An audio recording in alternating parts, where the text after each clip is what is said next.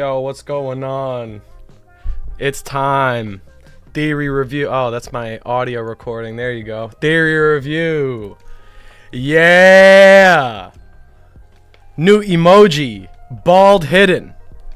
Drop them in the chat, guys. Everyone who's a member, drop that shit. I want to see baldies in the chat right now. Power wash sim and hidden stream. Yeah, I'm thinking it's Friday. Hold on a second. Let me there we go.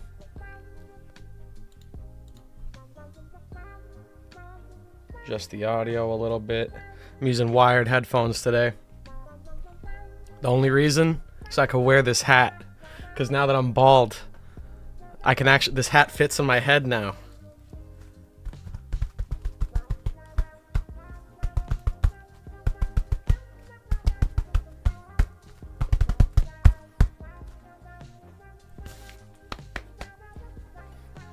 What's going on, guys? How we doing?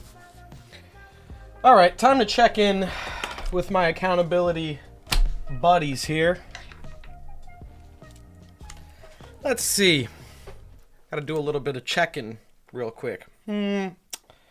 Let's see. Who's in the chat right now?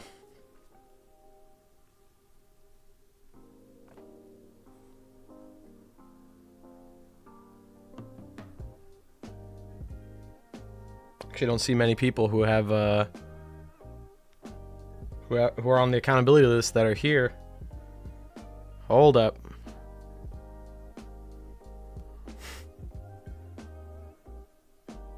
Who is?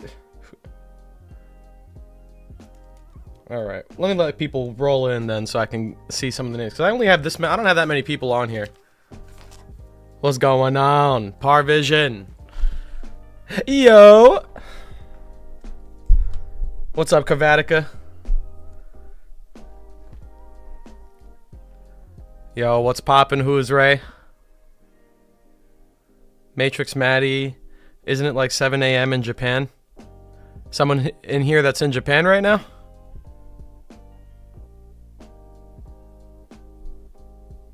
He gets rid of the Iggy one I used. I'm sorry, I got rid of Iggy.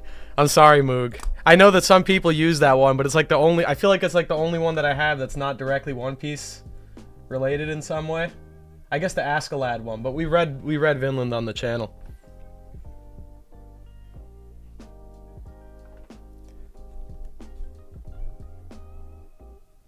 I'm sorry. Once we don't have any space for more emojis. We're all out. We need to get more members. Once we get more members, then we'll have emoji space. I can re-add some of the old ones. Dilcor, you're in Japan right now?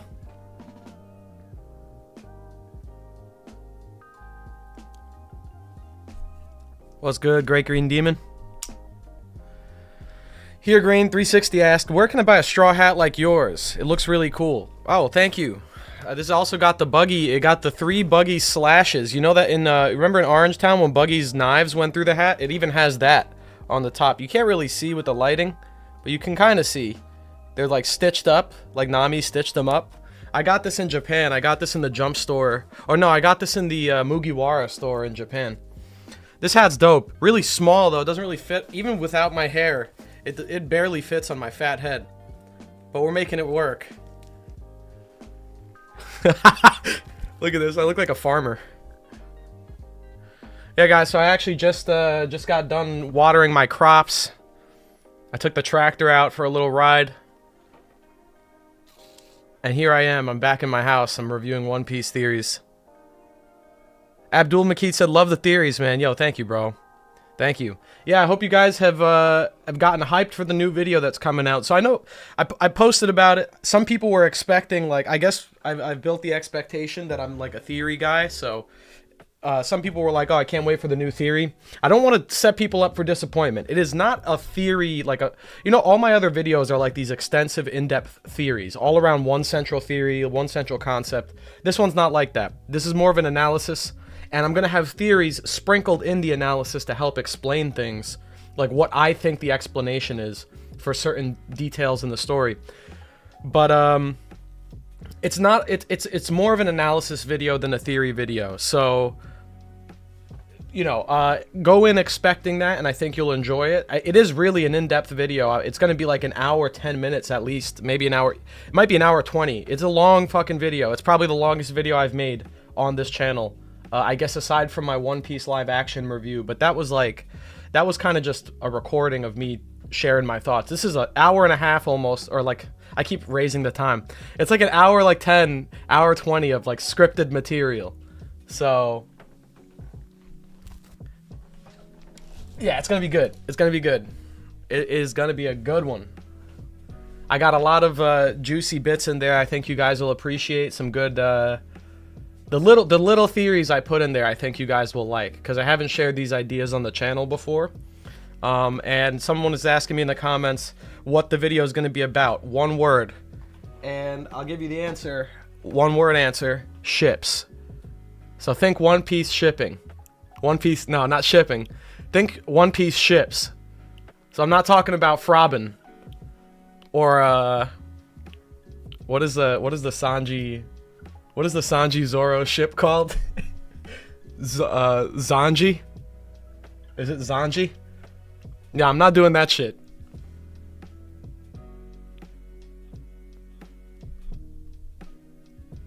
Whatever it is, it sounds hype. Yeah, that's my boy. That's my son right there. He gets it. He gets it. He's hype. He's hype regardless. I love that. Thank you. Zosan. Zosan. Yeah, this is not a Zosan video. All right, guys. So don't get too hype if you're expecting me to do an hour and a half talking about Zosan. That's not what it is. Although I will accept the challenge. If we get $10,000 donated to the channel, I'll do an hour and a half long Zosan video. So if you guys want to see an hour and a half of Zosan, get get the bands ready. I'm gonna need 10K for that one. I'm not doing that otherwise. I'm not gonna waste my time with that shit otherwise. We're all children of the sea. Yes, we are. This world is mostly made of water, and we're mostly made of water. So we are all the sons of the sea. What a shame. Is it gonna be like the first devil fruit theory? No. That's still like a theory, you know? That's still like a theory. The first devil fruit theory, I mean, I did do a lot of analysis in there, but that's still like overall like one theory, talking about devil fruit origins, how they were made, all that stuff. I will say I want to revisit that topic. I do still have a big attraction to talking about devil fruit mechanics and like the origins of devil fruits. I have some things I want to add to that discussion. It's been a while. It's been like a year, I think. Yeah. So I put the last one out like November 2022. So it's been like a year since I've done a devil fruit theory video. And I feel like that's like the video that got my channel, like put it on the map. So I could try and do another one of those. I have stuff to add to it. I also want to redo the video I made, the greatest One Piece theory ever made. I don't know how many of you agree with that sentiment, that title, but I do, look at this shit. This strap is just attached to my head. Hold on. What if I do it like this? You think that's cool, guys? It kind of got the fedora angle here, like a gangster. Oh, yeah. Read K's message. Hidden. Nika is an ass pull. Right on the money, my friend. You got it. I think there's no further explanation needed for that one. Nika is an ass pull. There you go. One Piece has been solved, everyone. I got some, you guys can't see it really, I got some bodega sandwiches today for the theory review. So, I'm gonna get real comfy. I'm gonna eat some good ham and cheese sandwiches while we're reviewing some theories. I pulled up a few. So we're gonna be doing, for today's theory review, we are doing Randy Troy's newest video. I know I saw a lot of people requesting that I get to that. Absolutely. I want to watch that theory. I already know like part of the theory because he's talked about it before. But I want to see the full video on it. So we're going to watch that today. We're going to have Parvision defend his title because he still has the belt. Par, I don't know if you're still here, but my man, you still got the champion's belt. So I'm going to have you defend that with, I picked out, so I know that you have a more recent video. I picked out your second most recent video. And the reason I did is because it seems like this video has a bunch of Kobe talk in it. And recently I've been, my opinions on Kobe have been inflamed. As of Cole's stream that I was on, the power scaling stream, I've been inflamed on Kobe talk lately. All right, I'm fired up. All right, I don't want to hear any Kobe slander in the chat. If you slander Kobe, you're getting banned for 5 years. Okay, no, not really. But we're not gonna just let that slide. I saw a lot of slander going towards the Pink Mamba. I know that you talked a little bit about that, at least in this video. So I want to watch that, because I'm going to be hyping that up. He says, oh, wait, no. Uh-oh. Oh, wait, I got the title still. The Kobe video isn't a theory, per se. Oh, so is this not a theory? This is the Aokiji was a fraud, is Kuzan better? Is this not a theory? Help me out. It's a post-chapter reaction. Okay. Okay. I know that this one's a Panda Man video, I can already tell. The only thing is with this one, this is a 50-minute one. I'm trying to keep I want to keep the theories to like roughly 20-ish minutes. Otherwise we'll be here all day. I also have to get back to editing. Oh, Marth, did you have the title last time? I don't remember. Well, okay, so I think what happened was last time we forgot that Par had the title, and we reviewed theories, and we didn't include a new Par video to contend for his title. So I have to make up for that. He said, wait, man marked by flames. It's not a Panda Man video? Alright, we can pull this up. If you want to hide a leaf, put it in a forest. And if there is no... I like that opening line. Hold on. If you do the booty vid.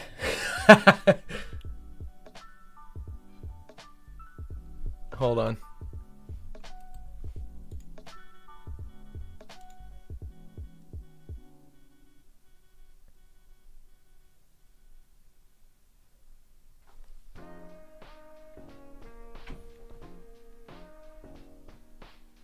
Hidden, you promised me the booty vid last time, just saying.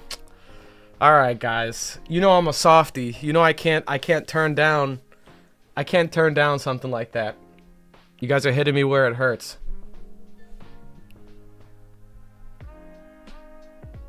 The booty vid is related to that recent tweet you had about Roger buying the world. Alright. Alright. Go find it.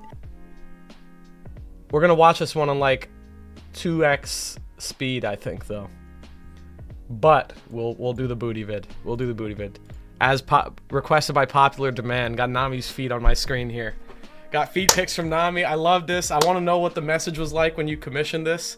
I really want to know what exactly when you commissioned this thumbnail. Par, tell me, what did you request exactly? Like, what was the message like? Was it like, I want to see a giant Nami, just like tits out in the sauna, or like in a mountain sauna with like feet like front and center? I want to know what what was the request like for your commission, for your artist. Yeah. All right, hold on, guys. Ready? This is my impression of Luffy in Charlie's future prediction. Oh shit, hold on.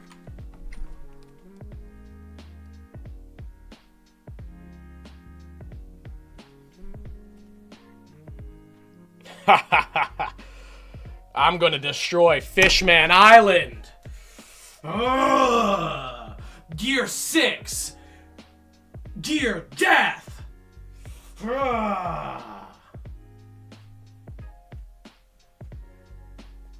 What'd you guys think of that?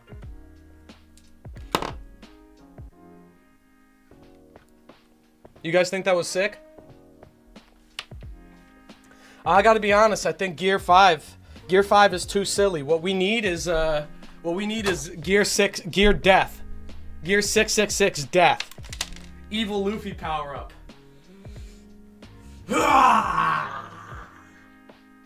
I'm angry! Kaido! Going! Gear 6! Death! What do you guys think of that?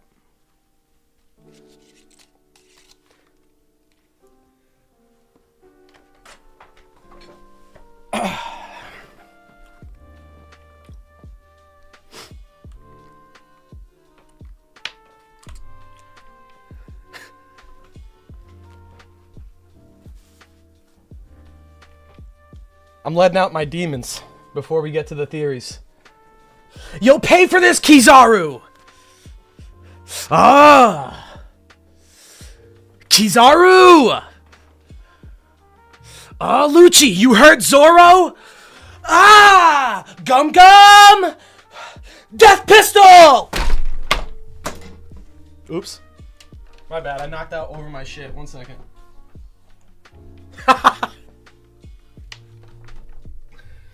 Gear Hatred!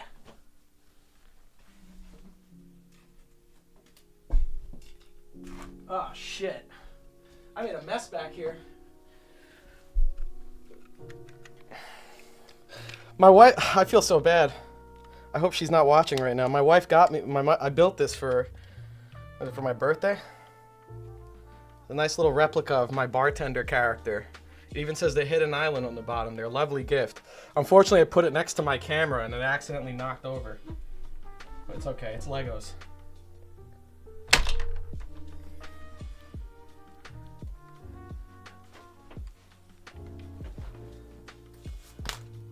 Oh, fuck! The snap is broken. Or the strap is broken. The strap snapped.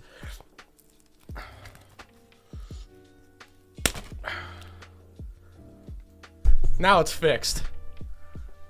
It's all better now.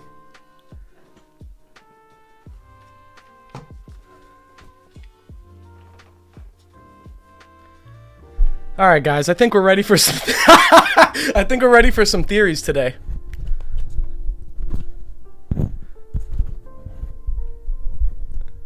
Hold on.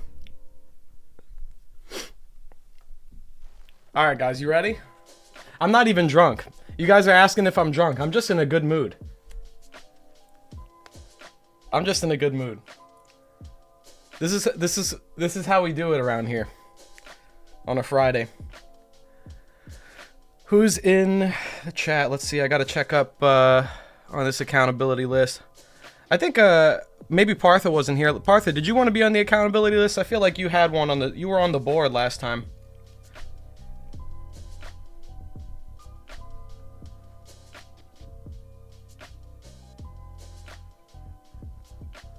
How long have I been live for? I've been live for about 10 minutes. I just started. We're just starting today.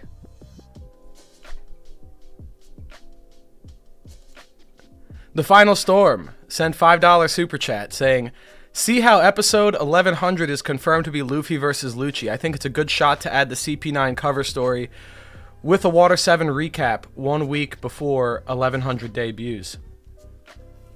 Do you think, you mean like in the anime? That would be sick. I would love to see that. I hope they adapt it in some way. I really think one thing the anime needs to do more is adapt the cover stories so that we're actually getting, because I feel like there's a lot of info in the manga that we know because of the cover stories, but the anime only watchers don't know. And the anime has to do some heavy lifting to fill in the blanks there. So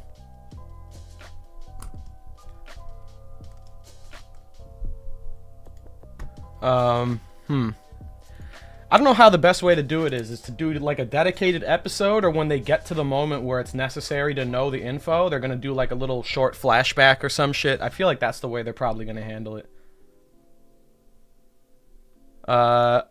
Anyway, thank you for the super. Muglatan sent a member message saying, looks down at the corpses of Sanji and Zoro, you'll pay for this Kizaru, gear hate. Looks down at the corpses of Sanji and Zoro, you'll pay for this Kizaru, gear hate. Yeah, I think that this is what the story needs. For those that don't know, there's been some Twitter discourse lately with people complaining about Gear 5 being too silly because Luffy laughs while he's in Gear 5. So there's like some tragic shit happening. Luffy transforms into Gear 5 and then he starts laughing. And they have a big problem with this because they want... Let me show you what they want, actually. Here's a good plan for the stream today. Let me just quickly, before we get to the theories, let me just show you guys what they want instead of Gear 5. Here we go. I believe I speak for all mid-piece fans when I say Gear 5 is too goofy and should have been this instead. Yeah. Yeah. What do you guys think? This would have been good, right? This is what the story needs. So, look guys, let me just say this. Honest response, honest rebuttal to this argument. The whole point of One Piece and Gear 5 and Roger and the whole Roger laughed moment, all that stuff, the whole point is smiling through adversity. Remember these 3 words. This is a big core theme of One Piece. Smiling through adversity. You know where we learned this? We learned this multiple times in the story, as far back as Enies Lobby, when we have Saul and Robin and the whole thing of Saul teaching Robin to laugh when she feels sad in order to make herself feel better. That's the whole point. It's when you feel bad, when something bad's happening to you, you smile through it. You have to smile through it because there's always going to be hope at the end of the day. You have to smile waiting for the dawn. That's the point. And guess what? You know who the dawn is? It's Luffy.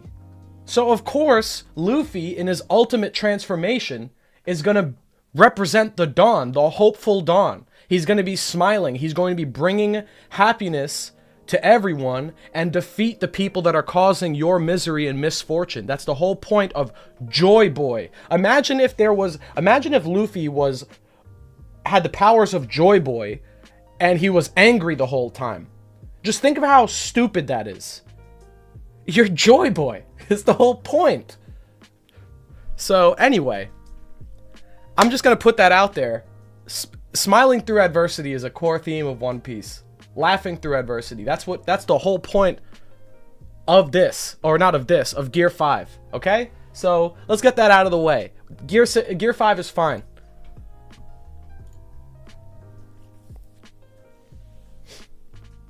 Alright, guys. Alright, so I've had a lot of people request Dawn and Dusk theories for me to review on the channel. And I've kind of been a little bit rough with Dawn and Dusk. The last 2 theories I watched, I wasn't a huge fan of, and I'll admit it.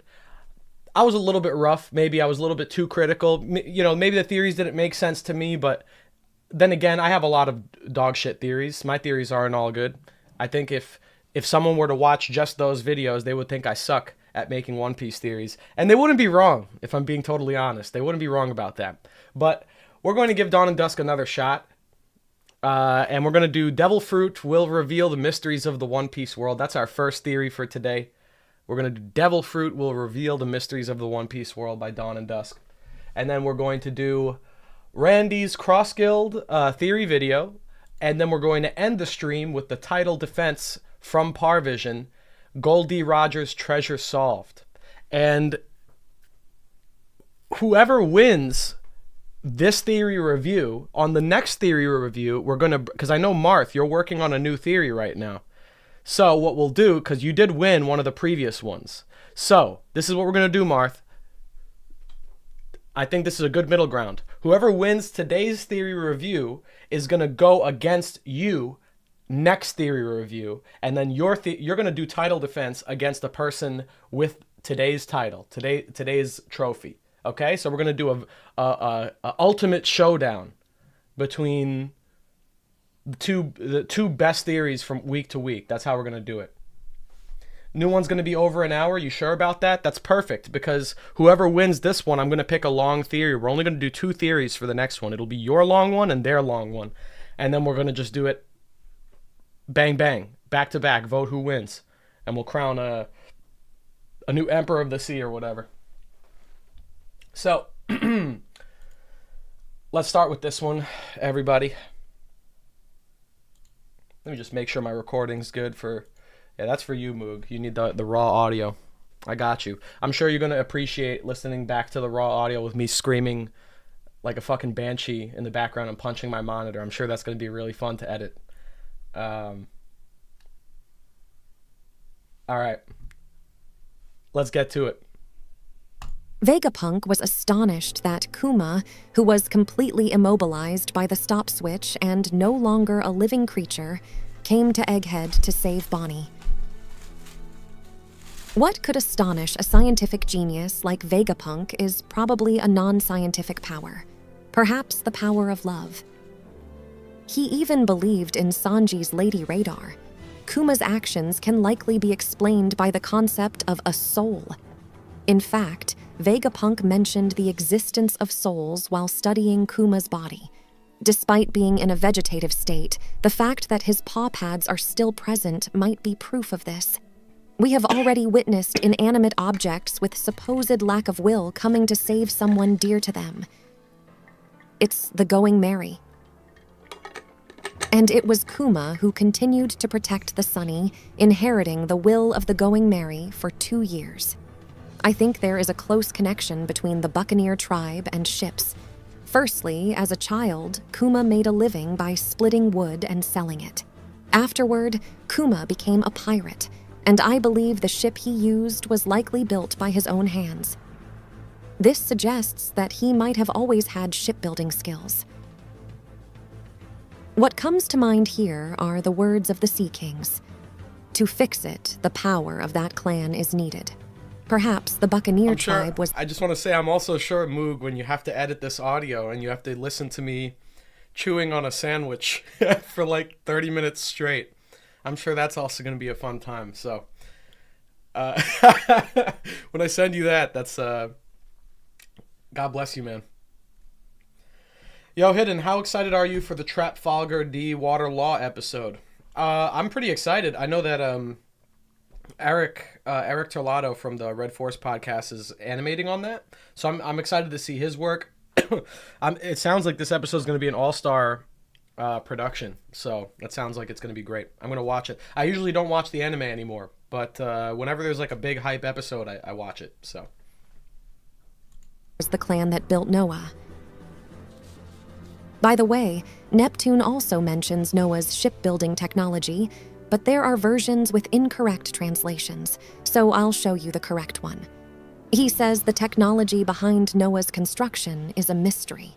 This means that the Fishman race doesn't possess the knowledge to repair Noah. An event to repair Noah in the future seems inevitable.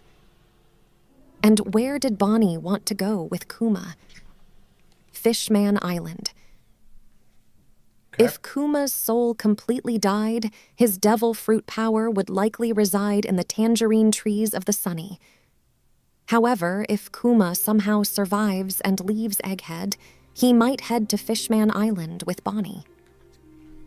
Now, let's get to the main topic of this video. Not just Noah, but there is a great mystery surrounding the ships in the world of One Piece. Klabauterman. What exactly is it? It's likely that this character, who was depicted as a shipwright in Oda-sensei's initial concept sketches, was the prototype for Klabauterman. Actually, the existence of Klabauterman is deeply influenced by the concepts of Shinto in Japan. It's well known that Oda-sensei started writing One Piece in middle school, which coincides with the period when Japanese students study the country's medieval to early modern history in detail. The same I talk about this in my upcoming video, by the way. I do talk about the Klabauterman. They are a real thing. They're a real sailor's tale. Oda did his research. Goes for the Age of Discovery. This theme is a bit complex, You guys don't like but the I AI believe voice? it's content that Damn. you, as a regular viewer of this channel, would find interesting. One of the main goals of this channel is to accurately convey nuances in the Japanese language. This is important, as there are many contents online that share incorrect translations. But more than that, personally, I started making One Piece videos to borrow knowledge from people around the world. One Piece incorporates works, World Heritage sites, and history from across the globe. Right on. I would be happy if you could share trivia from your country that might be hidden in the story that I haven't noticed. That's a cool request. I respect that. What do you think is the dwelling place of a devil's power? Probably not in the human body, but in the soul. If it resided in a person's body, it would be hard to imagine the devil's power leaving the body immediately after the person's death. According to Vegapunk, a scholar from the West Blue stated this: people lose 21 grams of mass after death. That is, presumably, the weight of the soul. This explains how the devil's power relocates to some fruit somewhere in the world when a person's soul departs. In other words, devil fruit users are the embodiment of the saying, selling one's soul to the devil. They gain mysterious powers in exchange for their souls. Even if Logia-type users transform limitlessly, the reason they can return to their original form is probably that their soul remembers the shape of their original body. That's a cool idea. Let me just say this. That idea makes sense to me. If we're assuming souls function in the One Piece world, and it's not just like a, an imaginary thing. Like they actually have souls, and there's all that stuff. That makes sense. That makes sense for why Logias work the way they do. It also makes sense why Logias can transform their clothes into the element too, I guess. I mean, I know Oda said that, logically they should all be naked after using a Logia power, but that would be annoying and tough to draw. But, not tough to draw, but, Selling one's soul also means accepting punishment in return. This has already been explained by Vegapunk. Brook talks about the relationship between the devil's fruit and the soul like this. The zombies are originally animated by the power of the devil's fruit. Their bodies can no longer bind with the false soul when exposed to salt, which carries the power of the sea. This means that in the world of One Piece, people's bodies are fundamentally connected to their souls, and the devil's power parasitizes the soul of its owner. Furthermore, Vegapunk has made it possible to even feed a devil's fruit to objects. This is likely heavily related to the discovery What's up, of killer? the existence I think of it's been souls. a while since you've In popped Chapter in. Good to see you, man. 1072, Vegapunk scientifically elucidated the abilities of Kuma's Nikyu no Mi and made it possible to peek into people's memories, which are invisible to the naked eye. He mentioned the existence of souls at this time. I think he started researching soul-accessing technologies following this discovery. By the way, until 3.5 years ago, Vegapunk's head remained elongated, but 3 years ago it turned into an apple. So this conversation takes place at least 3.5 years after that scene. 2 years ago, according to Helmeppo and Drophy, the technology to Thank you, feed brother. devil's Thank fruits you, to killer. objects was a I'm glad recent you like the development. haircut. Did it myself. Therefore, Vegapunk must have become convinced of the existence of souls through Kuma's abilities 3 years ago, started research on souls, and realized the technology to feed devil's fruits to objects. Yes, let me guess the question you might be having now. Why can it be said that even objects have souls? The concept of the soul in ancient Japan helps explain this. It might sound strange to those who are unfamiliar, but in ancient Japan, it was a pervasive belief that every object housed a soul. Professor James Robson from Harvard University has also conducted research in this field. Particularly noteworthy Yo, is Kev, the thank you for the Kojiki, stream redirect, Japan's my son. oldest written I record. appreciate that, man. It includes Japanese mythology, Welcome to and all the the- underlying all concepts the new in viewers. it reflect the ancient Japanese views of souls and gods. In this video, I talked about the relationship between Amaterasu and Tsukuyomi, important deities in Japanese mythology, and Luffy and Blackbeard. I thought no one would be interested, but to my surprise, I received comments about Amaterasu and Tsukuyomi. I'm pleased to have such a cultured audience on this channel. In Japanese mythology, there are not only Amaterasu and Tsukuyomi, but a diverse array of gods. Ton of gods. Collectively, these are referred to as Yao Yorozu no Kami. This reflects the ancient Japanese belief that every object is inhabited by a deity. Gods of mountains, Sub to Kev Dog and like fields, these stream. toilets, Thank you, Atlas. kitchens, Yeah, guys, and like the even stream within if a you're, grain if you of haven't rice already. were believed That would in. help me out a lot. In the Thank you. world of One Piece, there are various gods too. The sun god, rain god, forest god, and earth god. If you are studying Japanese, you might notice something about this kanji. This kanji represents the number 800, and in Japan, the number 800 implies a very large amount. Telling a lot of lies is referred to as uso hapyaku. One reason Oda-sensei may have chosen 800 years ago for the Void Century could be linked to this. Perhaps there is a significant lie from Joy Boy orchestrated there. Ooh. A supposed land that didn't exist could be called No Land, and the ancient kingdom might be hiding a significant lie, thus, Uso Land. Okay, Let's get back to the topic. that's cool. Why are there so many diverse gods in Japanese mythology? This can be That's cool. I explained like by that. animism, which was creative. believed in by ancient Japanese people. Due to Japan's This is rich Pokemon natural Mystery Dungeon environment music. and the spread God's of rice here. farming culture, a belief in nature Mystery Dungeon, the God emerged. Tier series.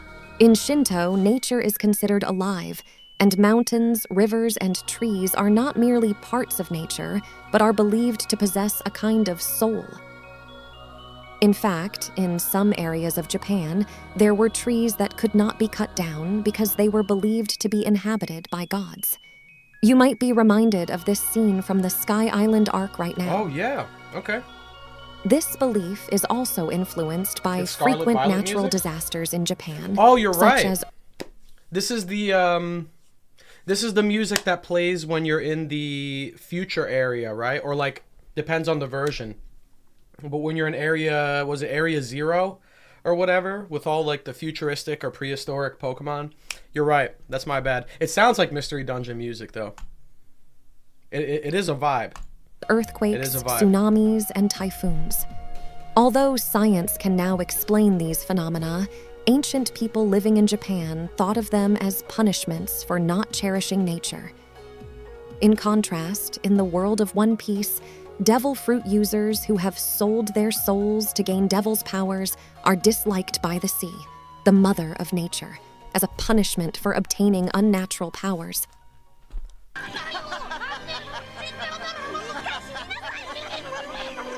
By the way, the devil fruit power I want to obtain is the Giro Giro no Mi, and I'd really like to know what he's thinking right now. Please share with me the ability you would want too. I was recently asked by a friend from Oklahoma. What is a devil fruit ability I would want? It's a good question. I like when videos ask questions to the viewer. Gets you to think about your own opinion. What devil fruit ability would I want if I could pick any single one? If devil fruits were real, I think obviously everyone's answer would be the gum gum fruit just because of how broken Gear 5 is. But let's remove the gum gum fruit from the equation. Let's just assume the average person is not going to be getting the legendary Joy Boy fruit. Any others? A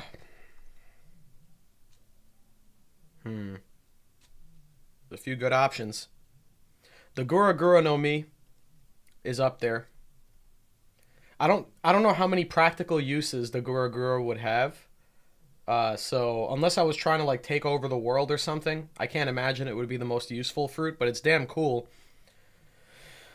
I would probably be a crazy boxer if I could shatter the air with my punches. You know, it's probably Law's fruit. I'm gonna be real. The op is so busted. That's such a good fruit, man. And I don't have to worry about like disease or getting sick anymore. I can just operate on myself using my devil fruit. Like, that's pretty sick, man. That's a good power. That's a very good power. You're telling me I could use my devil fruit? I could sit on my couch, and if the remote's across the room, I could create a room and then just warp the remote into my hand without having to get up out of my chair. I think that might be a winner. Oklahoma, who is studying in Tokyo. Why don't Japanese people throw away old things? Of course, this doesn't apply to all Japanese people, but the belief in cherishing and using objects for a long time is a significant factor. I'm not gonna lie, I might also go with Kinemon's fruit. Just because if I had Kinemon's fruit, that means I would have the best fit in every possible situation. I would never have to spend a dime on clothes again. Never again in my life will I ever have to spend money on clothing. I can just put a leaf on my head and I can just get whatever drip I could think of. Whatever my imagination could conceive. I could get a pair of Yeezys. I could get the sickest one-piece sweater. If I see some shit on Instagram and I'm just like, yo, this sweater looks dope, I want to pay for that. Oh shit, $70? Give me a second. Transform. Done. Illest fit this side of New York. So free. In Japan, taking good care of tools can create attachment, and sometimes they are treated as if they have souls. In other words, the concept of animism in Japan applies to both living beings and inanimate objects. Many of you may have already noticed this idea is also present in the story of One Piece. Yes, it's Klabauterman. I believe that its If I get true knocked identity out, I just is the become key naked. to What's the big unlocking deal? the mystery of the devil's Still a fruit. great fruit. Frankie I'm not explained ashamed. Klabauterman as the embodiment of a ship that only resides ashamed in of my those little truly tic-tac. cherished. The more a ship is cherished, So the what? more it Let wants the- to think let it the world sailors. see. If I get knocked This out ship somehow, probably wanted to somehow still get have you a dope guys devil to fruit. the other side. This means that the idea of Klabauterman was likely inspired by Japanese animism. In the world of One Piece, it is shown that inanimate objects, when cherished by people, can also house souls. The idea that objects can possess souls implies that it's also possible for these souls to harbor the power of devils. This is probably the method invented by Vegapunk for feeding a devil fruit to an object. Let's look at some examples of objects that have eaten devil fruits. A gun called Lasu that ate the Inu Inu no Mi. A sword called Funkfried that ate the Zu Zu no Mi. A poisonous gas called Smiley that ate the Sara Sara no Mi model, Axolotl. All of these were originally owned by people associated with the world government, indicating that the technology was directly provided by Vegapunk. Furthermore, it's evident that these objects are cherished by their owners. In this scene, Spandam said to Funkfried something that is often used when petting a beloved pet. Although Spandam himself is trash, for Funkfried, he must have been Partha, thank you for the $5, my friend. He said, if you're a remotely talented artist, Conjuro's fruit would straight up make you God. Yeah, I mean, I'm not a talented artist, so I can't really utilize that fruit well. I would probably be just like Conjuro. Well, Conjuro before he revealed his artistic abilities. Almost said something else. When Conjuro was starting out, though, he was a really shitty artist. That would probably be similar to what I would be like if I had his devil fruit. I also didn't see. Did you want to be on the accountability list? I don't remember. I wasn't checking the chat to see your answer, my friend. But let me know. Let me know. I'm trying to update this list. I rewrote it in my notebook.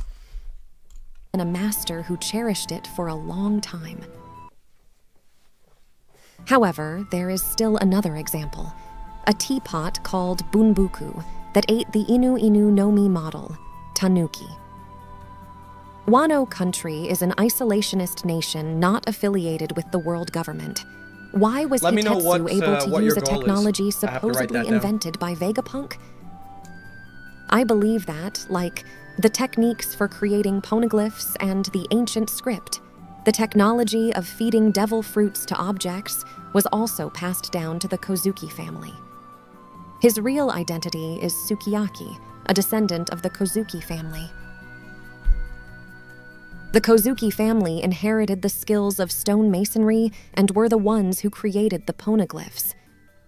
In fact, there are indications that the poneglyphs themselves may be inhabited by souls.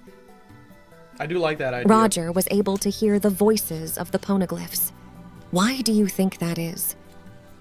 I believe a major reason is that the poneglyphs themselves are inhabited by souls. In Japanese, Roger's ability is referred to as this. Bunbuku refers to everything in the world, including animals, plants, and inanimate objects. This word is rarely used, but it appears in religious contexts like Shinto. Considering that Wano country also had the technology to process sea stone, which can nullify the powers of devil fruit users, suggests that even the Great Kingdom's technology, which not even Vegapunk has fully deciphered, has been directly passed down to the Kozuki family. Additionally, Kinyamon referred to the Parker. afterlife as the land of Yomi. I just seen The a perfect existence of an triangle. afterlife is proven by Brook reaching the right land angle. of Yomi as a soul after his death. This indicates that the Kozuki family knew about the close relationship between devil fruits and souls, You can measure shit with and that. Sukiyaki was able to feed a devil fruit to an object. By the way, Odin's sword Enma retained his haki. It's believed that the soul residing in the sword reproduced Odin's haki. This could also be said for Queena's sword, which is named Wado Ichimonji.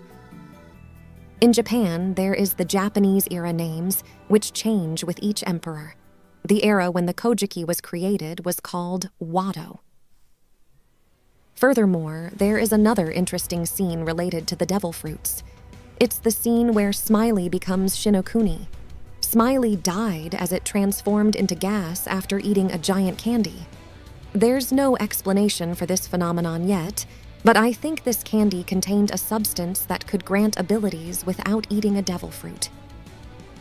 Yes, it appears that the results of Saturn's experiment of feeding a devil fruit to an infant are evident here. Smiley's soul couldn't support 2 devil powers and exploded. Ooh, okay. By the way, the name of the poison gas created by Caesar is Shinokuni, which means land of death in Japanese. I believe this weapon was named such because it utilized Smiley's soul and the mechanism of devil fruit reincarnation. The true identity of Smiley is the H2S gas that was created during the explosion accident on Punk Hazard 4 years ago. However, since Vegapunk uncovered the existence of souls 3.5 years ago, even gas has become capable of consuming a devil fruit. Caesar mentioned that the last time he saw Smiley was 3 years ago, which is likely when he fed it the devil fruit. It is also said that Vegapunk recently deciphered the conditions for the transmission of devil fruits.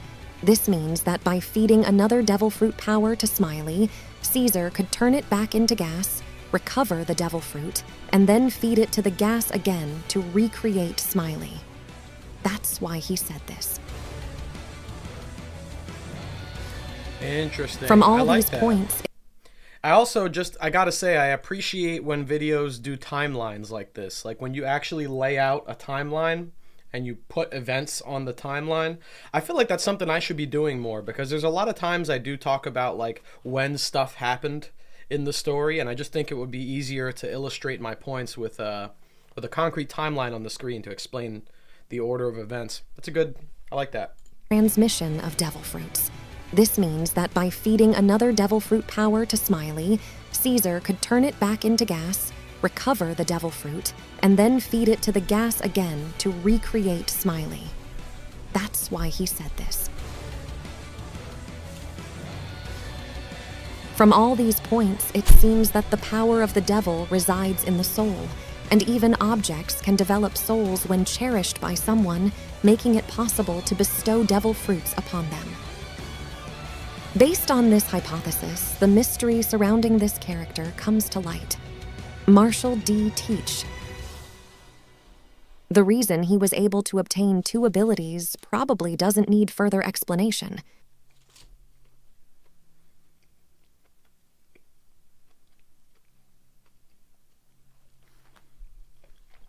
Okay. I mean, one second. All right. Well,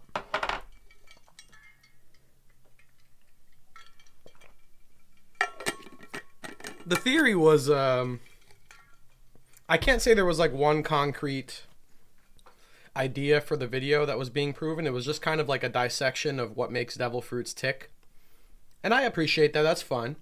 A lot of cool ideas in there. I like the Uso land, no land thing.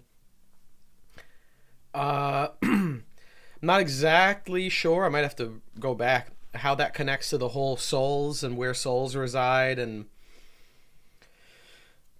it's like a bunch of cool ideas thrown into one video, but I'm not exactly sure if was the point of the video just to like prove that the devil fruit powers exist in the soul?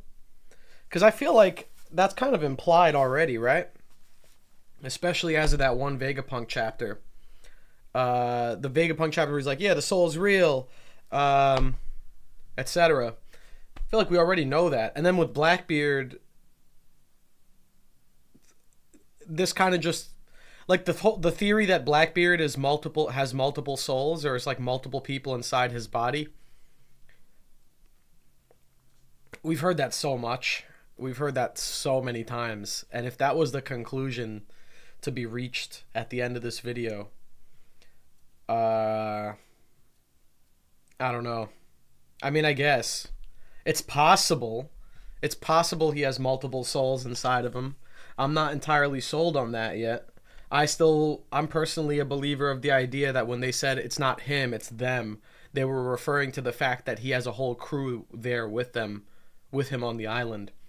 Like that Luffy was able to recognize that he was another pirate captain just like him. But not exactly sure. I mean, look, I'm not going to write it off. There's a chance that one day we get the reveal and it's like, oh, Blackbeard has the spirit of rocks inside of him, or he ate a devil fruit. I don't even know how you could explain this shit. He has rocks. How did rocks even get inside Blackbeard's body? That's what I want to know. Actually, I don't want to know. Now that I think about that question more, I don't want to know how that happened. But I mean, if that's the explanation, all right. Yeah, I mean, whatever. Solid. I'll give it a like just to support. Decent theory. I don't think it's taking pars, though. We got a real contender here right now, though. This is how we beat Cross Guild, One Piece Super Theory by Randy Troy. This one's about to go hard, because from what I know about this idea, I fully support it. And I think that this is going to be what happens. I can't think of any other way that the Cross Guild has any relevance in the story with Buggy as its captain and as a cohesive Yonko crew. Like, I could see Mihawk and Crocodile doing their own thing. You know, Mihawk and Zoro have their fight. Crocodile maybe comes back and does some shit. But right now they're a crew. They're a Yonko crew, right? They're you know, they're a unit right now. So how does this unit under the Buggy umbrella, how do they play into the story at large, the greater story? What's Buggy's role going to be as captain? What is this crew's role going to be in the race for the One Piece? They have to gather, if they want to get the One Piece, like Buggy said, right? Buggy said he wants to be king of the pirates. He admitted, let's go for the One Piece. Let's go for this treasure. If he wants to do that, they're going to have to start gathering up some poneglyphs, guys. It's not going to just be a simple, let's go to Laugh Tale. No, they got to do what everyone else is doing. They got to get the poneglyphs too. And that unfortunately for Buggy means he has some work to do, because one of the poneglyphs is on Wano. He has no idea it's where it is in Wano. Another of the poneglyphs is on Whole Cake Island. So they have to gather those poneglyphs. And then what do they have to do after that? They got to get the rest of them. They got to get the one on Zoe, which is not hard to get, I guess, but I don't know, you know. They don't have the support of the locals. Like, Luffy has the support of the local people. Like, he had the support on Zoe. They brought him to the road poneglyph. They brought Luffy to the poneglyph on Wano. They stole the poneglyph from Big Mom. Wherever the fourth poneglyph is, they're probably going to have it granted to them by the people that live there. Let's say it's on Elbaf. Buggy has none of them, and I don't think Buggy has the good favor of any of the groups we just mentioned. So I don't know how he's supposed to be getting those unless they just tail the Straw Hats and just follow them. But given that there is a poneglyph on Elbaf and the Straw Hats are going there soon, I can assume that maybe Buggy's crew is going to try and cut them off. And the way that they circumvent going to every island for each of the road poneglyphs will be they arrive on Elbaf, and then they say to Luffy, "Hey, Straw Hat, let's do we challenge you to a Davy back fight. And for each round of the Davy back fight that you lose, you have to give us your poneglyph rubbings. You have to give us one of the road poneglyphs. That's what we're wagering right now." And Buggy might wager, I don't know, it could be the crew, it could be poneglyphs. I think that this idea makes the most sense for what the objective of the Cross Guild is, because I can't think of any other way that they would go and get all the road poneglyphs without having to steal them from another crew. There's no way they're going to go to Whole Cake and get the poneglyph rubbing from there. They'd have to steal it from someone else. So the way to do that would be to do a Davy back fight. Buggy's got the whole carnival aesthetic that matches the Davy back fight aesthetic, so I think that makes sense. So let's see what Randy has to say about it. I love this theory already. I want to let him get into the meat and potatoes of it, so let's just get right into it. Cross Guild Davy back fight. What's up, y'all? You know what time it is? It's about to be that time.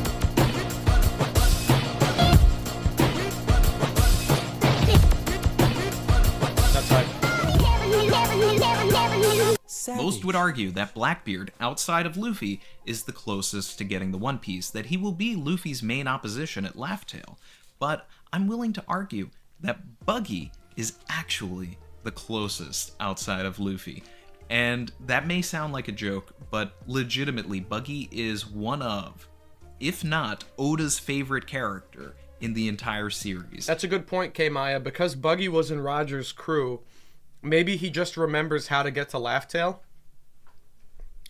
I wouldn't write that off. That's a possibility. So I don't see an opportunity where Oda doesn't include him in the very end game, especially considering that he was Luffy's first real opponent. He never made it to Laugh Tale, so Oda's got to follow through on that. Buggy's got to see what the One Piece was, because he didn't get to with Roger, meaning that Shanks probably also does too. So are all four of the Yonko at Laugh Tale at the end of this story? It's very possible. With the introduction of the Cross Guild into the story, which, by the way, is now my new favorite faction of all time, comprising of so many of my favorite characters, how do they catch up to everyone else?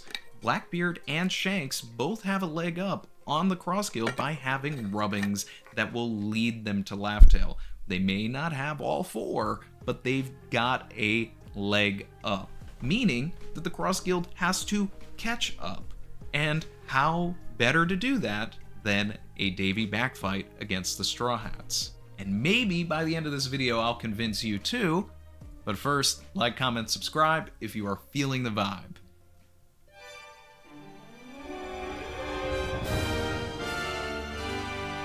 It makes sense. I mean, Buggy is not like Wealth, an evil fame, villain, right? power. Like, those are the words that Roger uttered. And all members of the Cross Guild so far were present for those words. They were there at the execution, and they each embody one of those individual words. Wealth is definitely Crocodile. The man owned a casino, And a Davy back fight is a gambling game. You gamble your crew, you gamble your flag, you gamble your pride. Fame is Buggy. He's been failing upwards the entire series, and no matter what he does, he seems to put himself fame and front power, and center baby. and get all of the credit. Sometimes you hear people talking about failing upwards. I think I'm about to do that.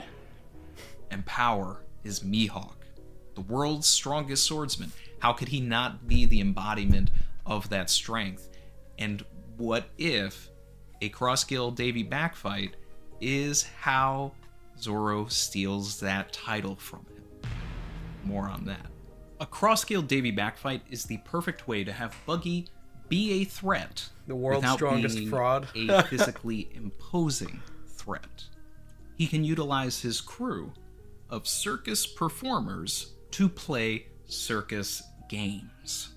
And knowing that he is not as physically capable as some other people in the Cross Guild, I believe that Buggy would substitute Mihawk for the combat round of the Davy backfight, choosing to be more of an officiator, the announcer, the game master, Oh man, I would love rather that. than actually participating in the games themselves. This would be a fun callback and inversion to when Luffy Gum Gum substituted Buggy to take that hit from Mihawk in Marineford. Here, Buggy would be substituting Mihawk to essentially take a hit from Luffy in theory. And knowing that Mihawk would be the combat representative of the Cross Guild, Zoro and Luffy would have to have a dialogue where Zoro would basically tell Luffy, hey, this is a different situation than we had back in Long Ring Longland. You can't be the combat guy. This isn't you versus Foxy. Mihawk is my guy. I have to go and do this. And Luffy, knowing that this is Zoro's dream, would fall back and be like, hey man, this is you. Just don't lose. You got this. Leaving Luffy to have to participate in a different game. One that I would hope he loses. Because once again, it is not about power when you're going up against circus performers. So if it's a situation where, say, Kabaji is hosting a unicycling game, but Luffy doesn't have the coordination, maneuverability, or the understanding to go up against a unicyclist, right? This is just a, a wacky example, but it's built into the story, right? Luffy couldn't ride the Waver in Skypiea, so why would he be able to ride a unicycle? But since he already agreed to being in the first round, he loses. Now let me just say, I'm gonna let this cook, but this idea is so good, but it treads on dangerous waters for the Mihawk and Zoro fans, because I already know if this happens and Mihawk and Zoro fight in a carnival Davy back fight setting, we will not hear the end of it on Twitter or on social media in general, of people being like, why Mihawk and Zoro fighting in this silly ass environment? Why are they doing this silly ass game fight? It's like it's part of a Davy back. I want a real duel in the mountaintops with lightning in the background striking the earth and flames, and I want Haki to split the sky, and I want them to be on the ruins of a castle that they destroyed, and they're shirtless and they're buff and they're fighting each other and they're shirtless. Now, some fun alternative games would be like one of those strength-based games that you would see at different circuses where you have to hit the hammer and then the thing rises and hits the bell at the top. A fun thing there would be Usopp using his hammer with an impact dial on it and blowing the thing off. That would be fun, but we don't want everybody to win, right? But I could also see, I would love a situation where Frankie, dressed like a vaudeville guy, is in a strength competition against, I would love say, that. Moji.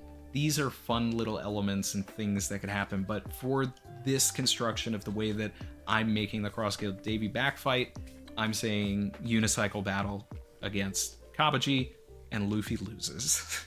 And the inversion here basically would be that where during the Long Ring Longland Davy backfight, Luffy was the last key to get his crewmate back, here, it would be that Luffy is responsible for losing a crewmate, and then it's up to the rest of the crew to get that crew member back. So it sits on Luffy, he cannot do anything about it, and that eats at him and we get drama.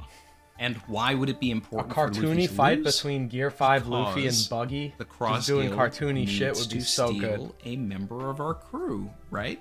They're going to be after one thing, and that's the poneglyph rubbings. But on the road to get there, if they can steal one of our crew members, they will. And this is how you add tension into the story. In SBS's and in the color walks, Oda once revealed that amongst the original crew members of Buggy in his original notes, Oda was going to have Roronoa Zoro be a member of Buggy's crew.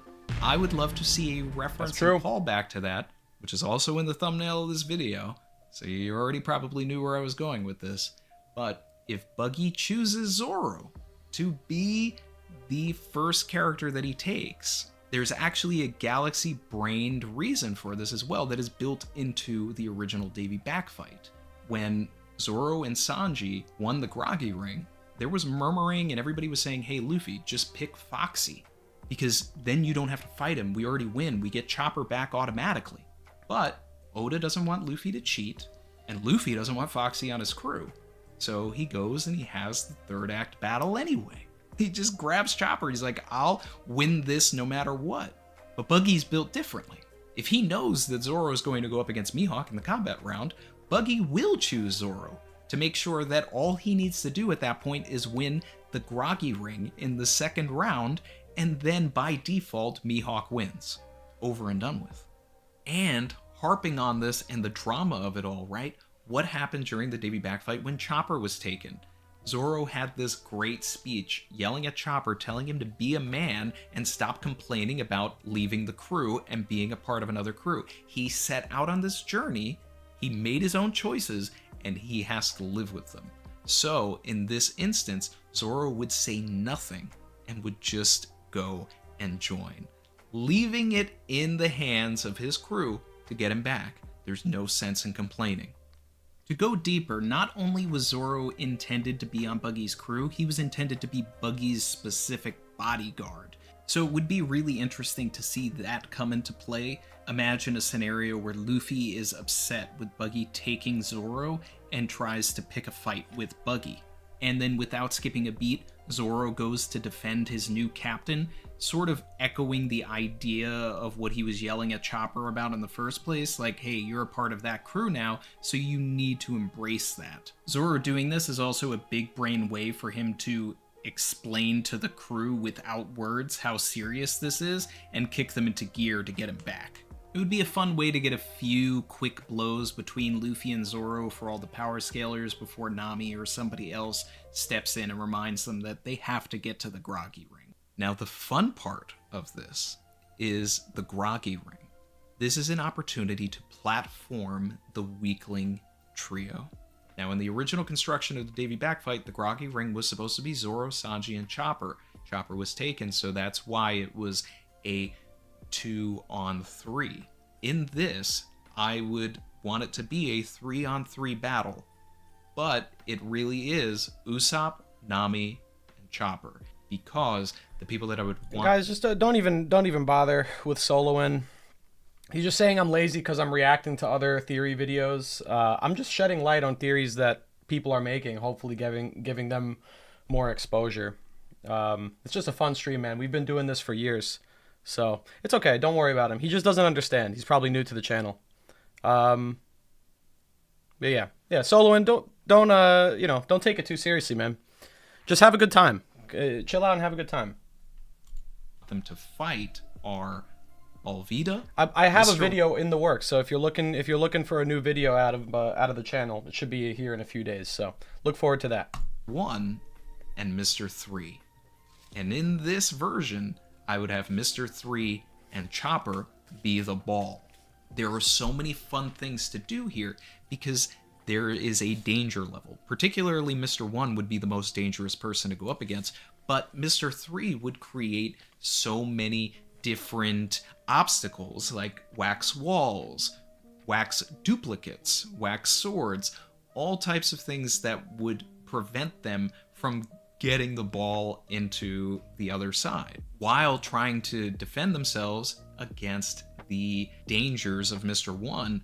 Alvida poses a threat as well, because her slip fruit makes her so fast And if she is able to affect other environments, you know, not to say that she's awakened, but if she can make things slippery for them as well, it just creates this added tension. Like, oh man, are we really going to lose out on all of this? This would be the highest stakes situation in the entire series, because if the weakling trio loses here, not only do they lose Zoro, but they lose all of their rubbings, so they have no way to get to Laugh Tale. It is on Usopp, Nami, and Chopper's shoulders. Don't worry about it, Solo. To beat these people and Just get have a good time, Mr. my friend. 3 into that groggy. That's what we're here for. I would love to see different scenarios, like No worries them at all. calling out that since Zeus is That's a sentient, misunderstanding. they get a red card or a yellow card, and then Nami cannot use Zeus because it's technically a fourth player.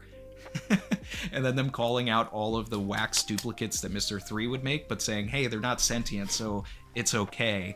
And for this iteration of the Groggy Ring, we're just going to ignore the no weapons rule, because Foxy's crew ignored it anyway, so I'm kind of on the fence if it's even really a rule. And if we have Mr. 1 involved here, he's literally a weapon, so let's just have fun. And ultimately, you would get a situation where the weakling trio has to work together in order to win. Because if Alvida is making things slippery, and Mr. 3 is potentially shackling people, and we have to figure out a way out of that, and Usopp with Flamebird stars and things like that, he might be able to melt the wax and be a good I love how he's counter breaking for down that. this scenario. But I think Mr. it's- 1 being as dangerous as he is, I can picture it. they have to figure out some way to incapacitate him. Maybe Usopp has some sort of pop green that's able to tie him up. Nami, because he is metal, is able to electrocute him, and then we're able to get Mr. 1 out. Like, that would actually be pretty crazy if Mr. 1 got low diffed by Nami. But you just build up this danger and this tension where there's no way these guys are actually going to win, and then they do pull it off by working together. Usopp creates a pop green trampoline that, I love that. Chopper uses jump point to jump on, and then while Mr. 3 is like in his wax ball form from Alabasta, you just get Chopper like spiking the ball Yamming it. down. And Yamming to it. make things even more epic, Chopper has I to love launch this. This visual's crazy. Nice. I appreciate it, Randy. This is a good visual. This is perfect. This helps me visualize everything. Now I see the full picture. point for that final volley, hitting Mr. 3 into the All groggy love ring Solo. and getting the goal. If you ever make YouTube videos, if you ever make a One Piece theory, feel free to share, and we can always watch them on a future theory review. Give you some love. This would also be a visual reference to what happened pre-time skip, where you had Big Pan, a giant creature, as the loser. You would have Chopper, a giant creature, as the winner.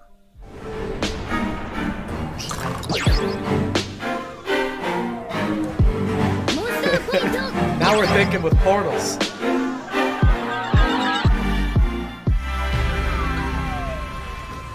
Beautiful.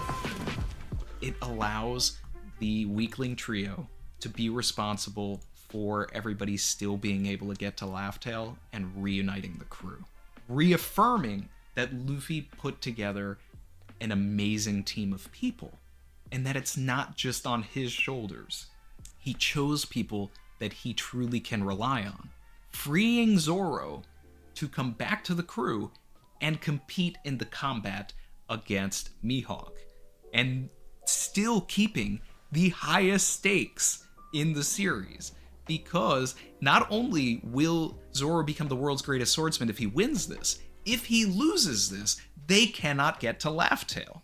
Right before joining the crew, Zoro told Luffy that he had plans to be the world's greatest swordsman, and if Luffy were to do anything to get in the way of that dream, he would kill him.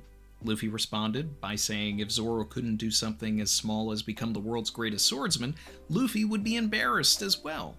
With the poneglyph rubbings in the balance, Yes. Zoro's battle with Mihawk is standing in the way of Luffy's dream. Yes. Unless Zoro becomes the world's greatest swordsman, Luffy can never become the Pirate King. There it is. But Beautiful. where does I love Crocodile that. work in this construction, right? Because obviously Crocodile is the brains of the Cross Guild.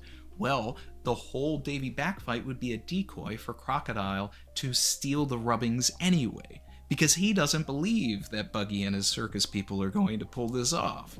But this is where things get spicy and things get fun too, because if Crocodile went to the Sunny and was trying to steal the rubbings, it's a great opportunity to bring back Mr. Prince. Mr. Prince. We need Mr. Prince again. Sashiburi da na, Yes. Mr. Zero. Crocodile Sanji. Crocodile versus Mr. Prince would go so hard, man. I need that. That would be so fire. That would be so fire. Real quick, I realize now, I'm sorry, I missed a couple super chats, so let me just really quickly run through these. Young Usopp, thank you for the $2. He said, like D stream, y'all. Please, guys, like the stream. I would appreciate that very greatly. Helps me out. And the final storm, I apologize. I missed your second $5 super chat. He said, huge thanks for that Lafitte theory. Best theory I've heard in a while. Now I need you to cook up a goated theory for the Ma-Di Monk Arouge. Well, funny you mentioned that, because in the video that's coming up, even though it's not in Arouge, it's not a dedicated video to Arouge.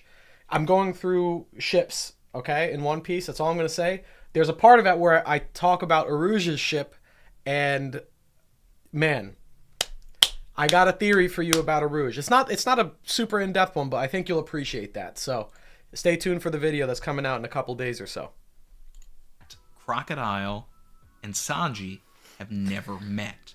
They only talked on the phone. They never met. So it's Okama versus really Okama? fun chance. Oh, if for Crocodile's Crocodile to secret call is revealed Sanji, from Mr. Ivankov, Prince, a fight, and he's connected to the between Okama and Sanji Sanji fights him? Crocodile. Imagine Insane. if Jambe Insane. or just Diable Jambe heating up Crocodile's sand You're cooking, Moog. to Randy's glass cooking, too. levels Randy's and cooking like breaking crazy. it. Let's be smart about this. Let's use the properties at hand. more Not time? only Sorry. should water heating up Crocodile's sand to glass levels and breaking That's it. sick. Let's be smart about this. Let's use the properties sick. at hand. Not only should water be able to hurt Crocodile, but extreme heat should turn him into glass. Yeah. And then he shatters, maybe he T-1000s himself back Oh, together. that's sick. In Marvel Comics, the villain Sandman was turned into glass several times, often by the Human Torch. This usually was used as a technique to incapacitate him. However, one comic run had him essentially become Glass Man and manipulate the glass. So how cool would it be to have a I Jozu-like love that. version of That's Crocodile, sick. but firing shards of glass at his opponents, Oh, or in man. this case, Sanji. Maybe it's not a completely effective way to dispatch him. Maybe water, is just the better version of it all. But it still would be a really difficult fight and just something really cool, really fun to see. Two of my favorite characters going up against each other. One of the interesting things about having a Crocodile and Sanji fight is that during the entire Baroque Works saga, Sanji goes completely under the radar. This is how he's eventually able to infiltrate Rain Dinners as Mr. Prince in the first place. Mr. 2 never meets him, Mr. 3 never meets him, no one in Baroque Works even knows he exists, right? So if Crocodile takes that role upon Glass himself and Crocodile's becomes the sneaky insane. I've guy never heard that during before. The Davy Back fight, it's a I'm fun still inversion. on that right now. It wouldn't be a Davy Back fight That's sick. 2.0 if we didn't get the return of Afro Heat on feet. During his fight Heat with on Lucci feet. on Egghead, Luffy made goggles materialize out of thin air. So I feel it's well within his wheelhouse to just materialize an afro as well, and maybe turn his hands into boxing. Yo, shout outs to Dak. And He would love boom, that. Gear 5 Afro Luffy. Gear 5 Afro Luffy. Luffy would have to That's get some straight action up. Hold on. I'm sorry. I know I keep pausing. That's straight up the Lafro Tail thumbnail. Hold on. Lafro Tail.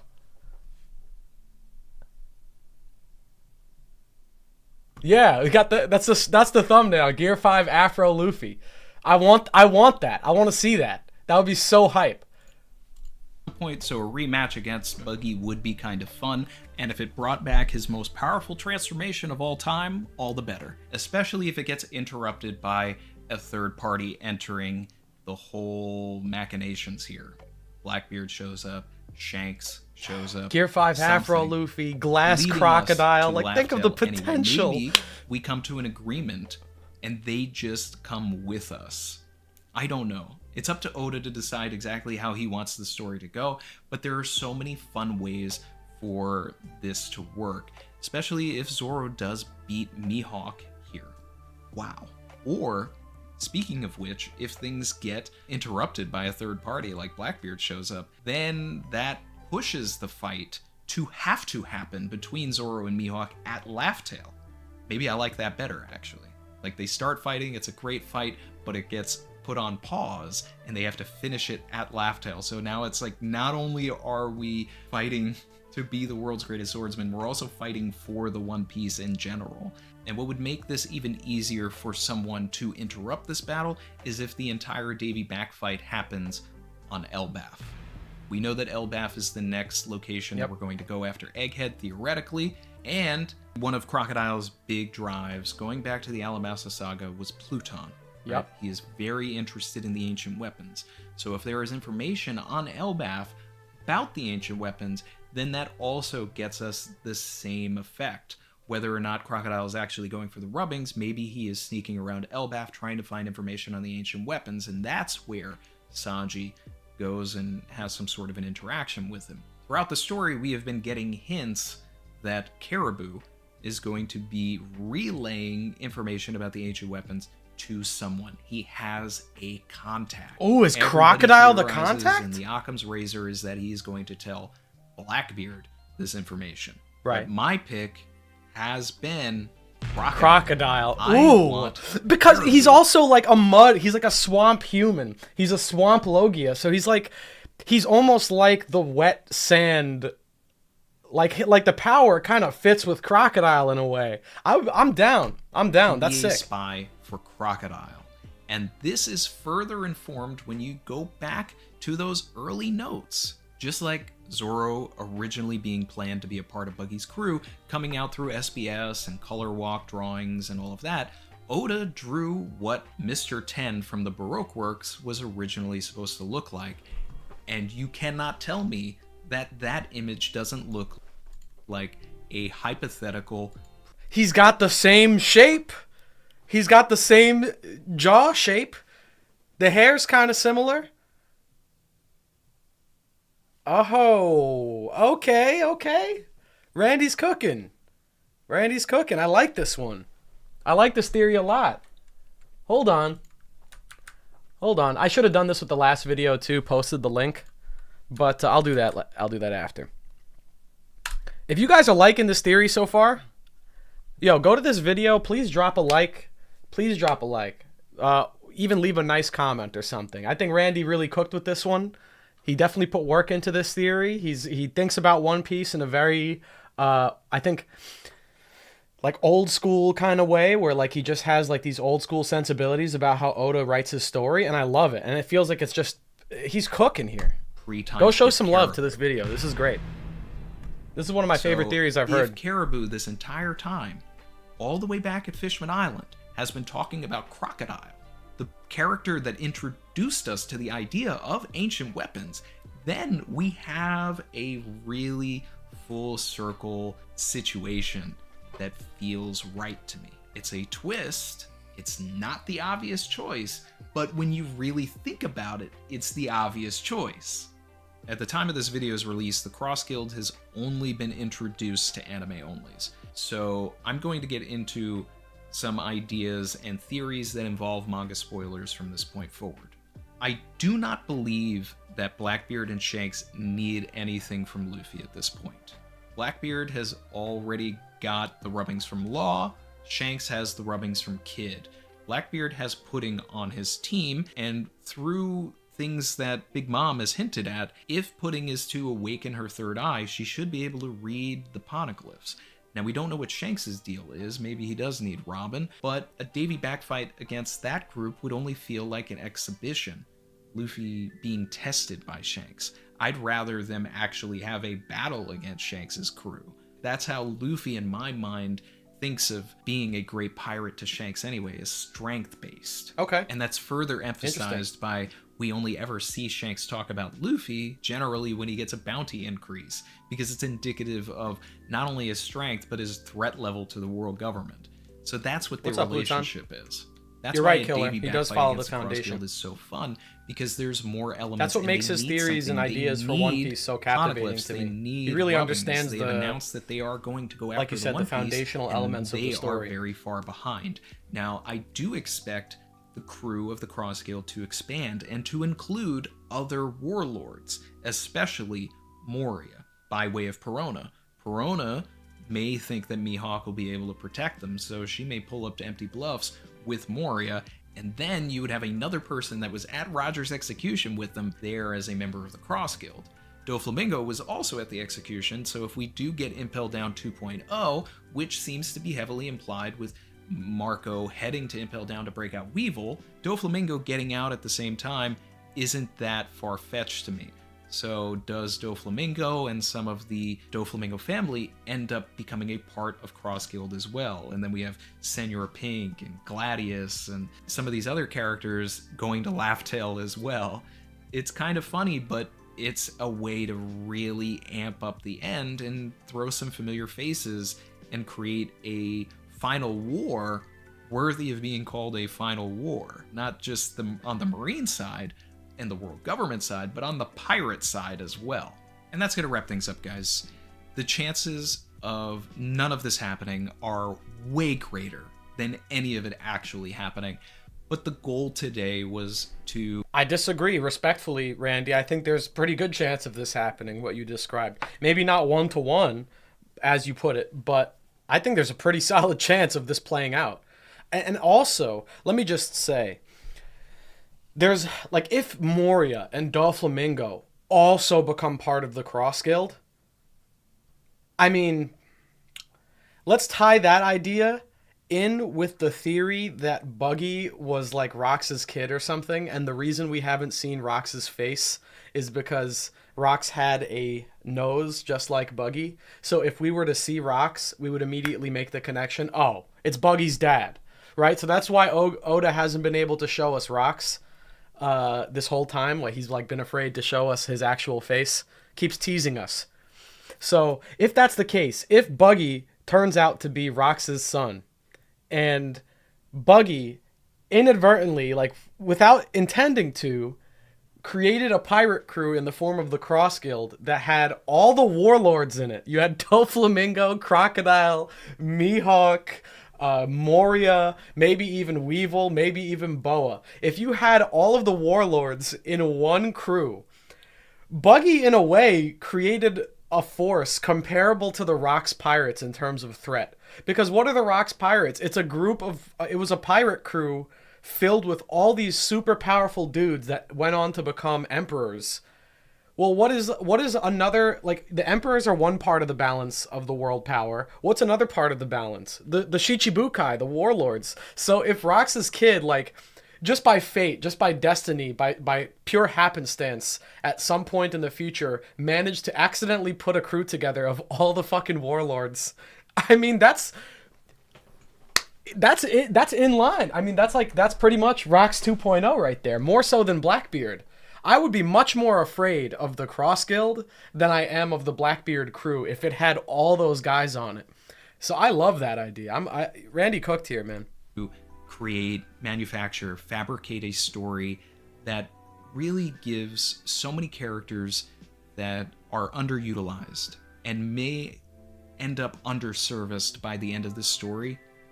It's a way to give them something special to do, so that when this story does end, we don't feel like we were missing something.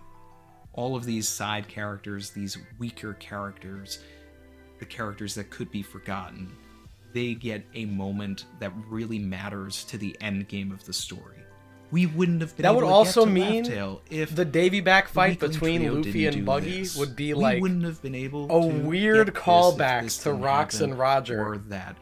during That's the God stuff that's Valley, really because interesting God to Valley me, was but I also wanna hear technically what's a game. interesting to you in the comments, whether Thank you, Randy. Yes. So I'm with you. I love this theory. This is a great theory. I don't want to just muddle audio and talk over him. Dude, I mean, it would make it really, because the God Valley incident was technically, it started out as a game. It started out as sport, and then it got raided by Rox, and then Roger came in and fought Rox. So in a weird kind of way, a Davy back fight, I mean, obviously it's not confirmed Buggy is Rox's kid. It's just like a theory that's been out there. But in a weird kind of way, it would be like something similar, right? Because it's like a game setting, but then you have Luffy versus Buggy. like the spiritual succession of Luffy or Roger and Rocks in a way. I think that could be really cool. I know Blackbeard's supposed to be the new Rocks, but I mean, could be that it's Buggy. Could be we're getting taken for a ride. So that's a great theory. That's a great theory. I'm a big fan of this one. All right. Absolute Virus says Middleway smaller channel fire theories. I actually did sub to Middleway on this on my channel here for theory review. So we'll pull up a Middleway theory I think next time, because we already have 3 lined up for today. These are the 3 that looked interesting to me. But yeah, I'm down to pull up a Middleway theory sometime. I've seen a couple of his videos. They're pretty decent.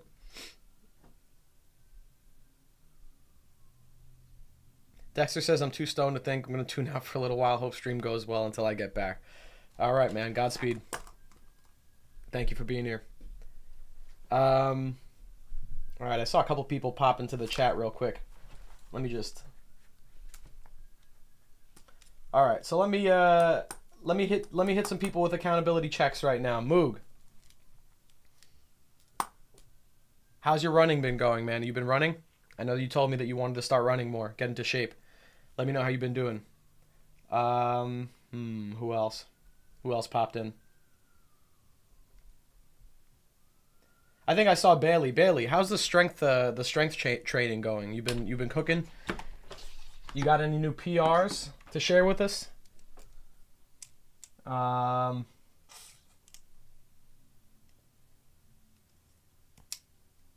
Is Trash Man here? Where's Trash Man? Trash Man said working from home. How's that going? You managed to line up with a good gig? Let us know. Let us know. Keep us updated. Keep us posted on the progress. All right. So that was a good theory. Moog said, ran every day this week apart from yesterday because my road was flooded. Let's go, man. That's what I love to hear. That's what I love to hear. W. He ran every day this week. Yo, guys, show some support for my dude. He set a goal. He's sticking to it. He's been running. Throw some W's his way. All right, so we got the title defense here from Par. He's going to defend his title today with this video, Goldie Rogers Treasure Solved, the booty vid, the famous booty vid. This is going to be a thick video. And I say thick, I mean, this is quite a thick video. I can already tell. Let's do 1.5 for now. All right.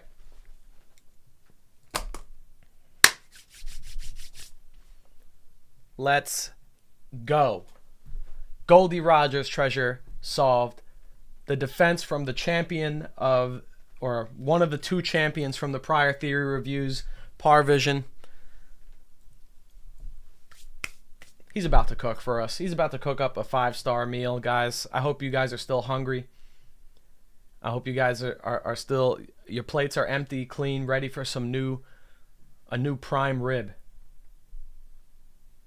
Bailey said, hi, I have been. For the most part, I'm just doing basic training with 20, 30-pound dumbbells when I get home from work. I can already tell it's doing something. Mwahaha. Let's go. That actually makes me, I have to start getting back into my strength training too. That's motivational. Thank you, Bailey. Some W's for Bailey. Everybody. That's a cook if I've ever heard. My treasure? Okay, hold on.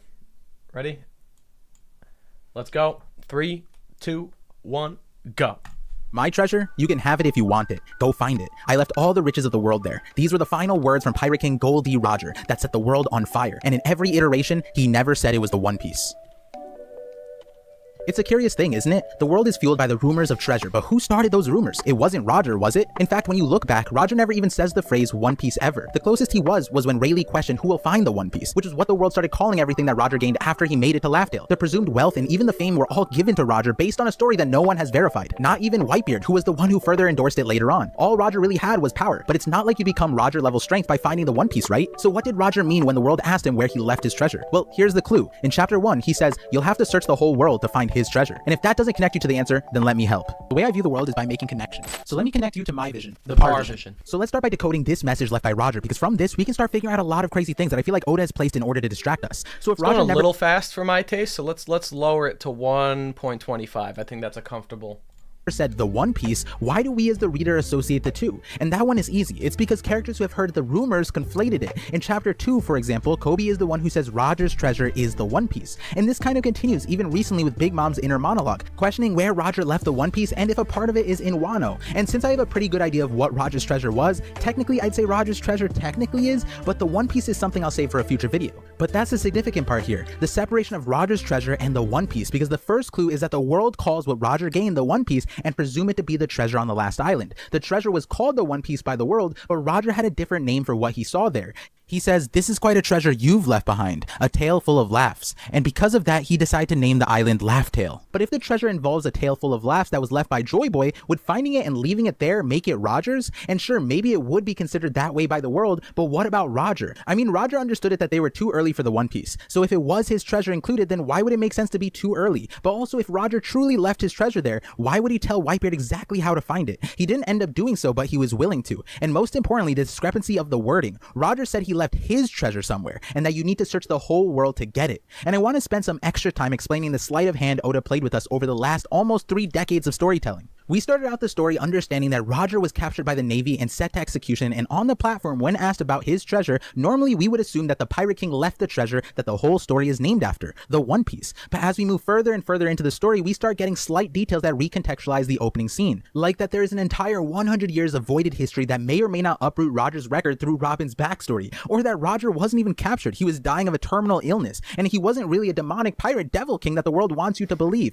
that was looting the world of its gold. Through Rayleigh, we got a better picture of who Roger was, and his name wasn't even Gold Roger, and you learned that the final words were crafted in a way to spark a wildfire, almost intentionally, and we continuously get tidbits of information that changes the circumstances all the way until we got to Odin's backstory, and find out ultimately the treasure on the final island was Joy Boy's from a super advanced civilization 800 years ago that has had virtually an unlimited monopoly over everything the world has to offer. And we learn about ancient weapons and concepts that were beyond really anything that a normal person imagines when they're promised wealth, fame, and power. Like if you took one of the random cross-guild pirates and asked them what they thought was there after Buggy's magnificent speech, I doubt that they would imagine that a possible portion of the power attainable is control over an ancient weapon that is a giant mermaid princess who can telepathically control all the Sea Kings. I'm not saying that's what's there, but none of us really know, and neither did Roger. And I doubt any of that would be considered his treasure, especially because he said he was too early anyways. And so because of our focus on the One Piece, we kind of forgot that Roger said his treasure, and that makes sense that he would have had something of his own. And to really understand this, I think it makes sense to rephrase this with the hypothetical.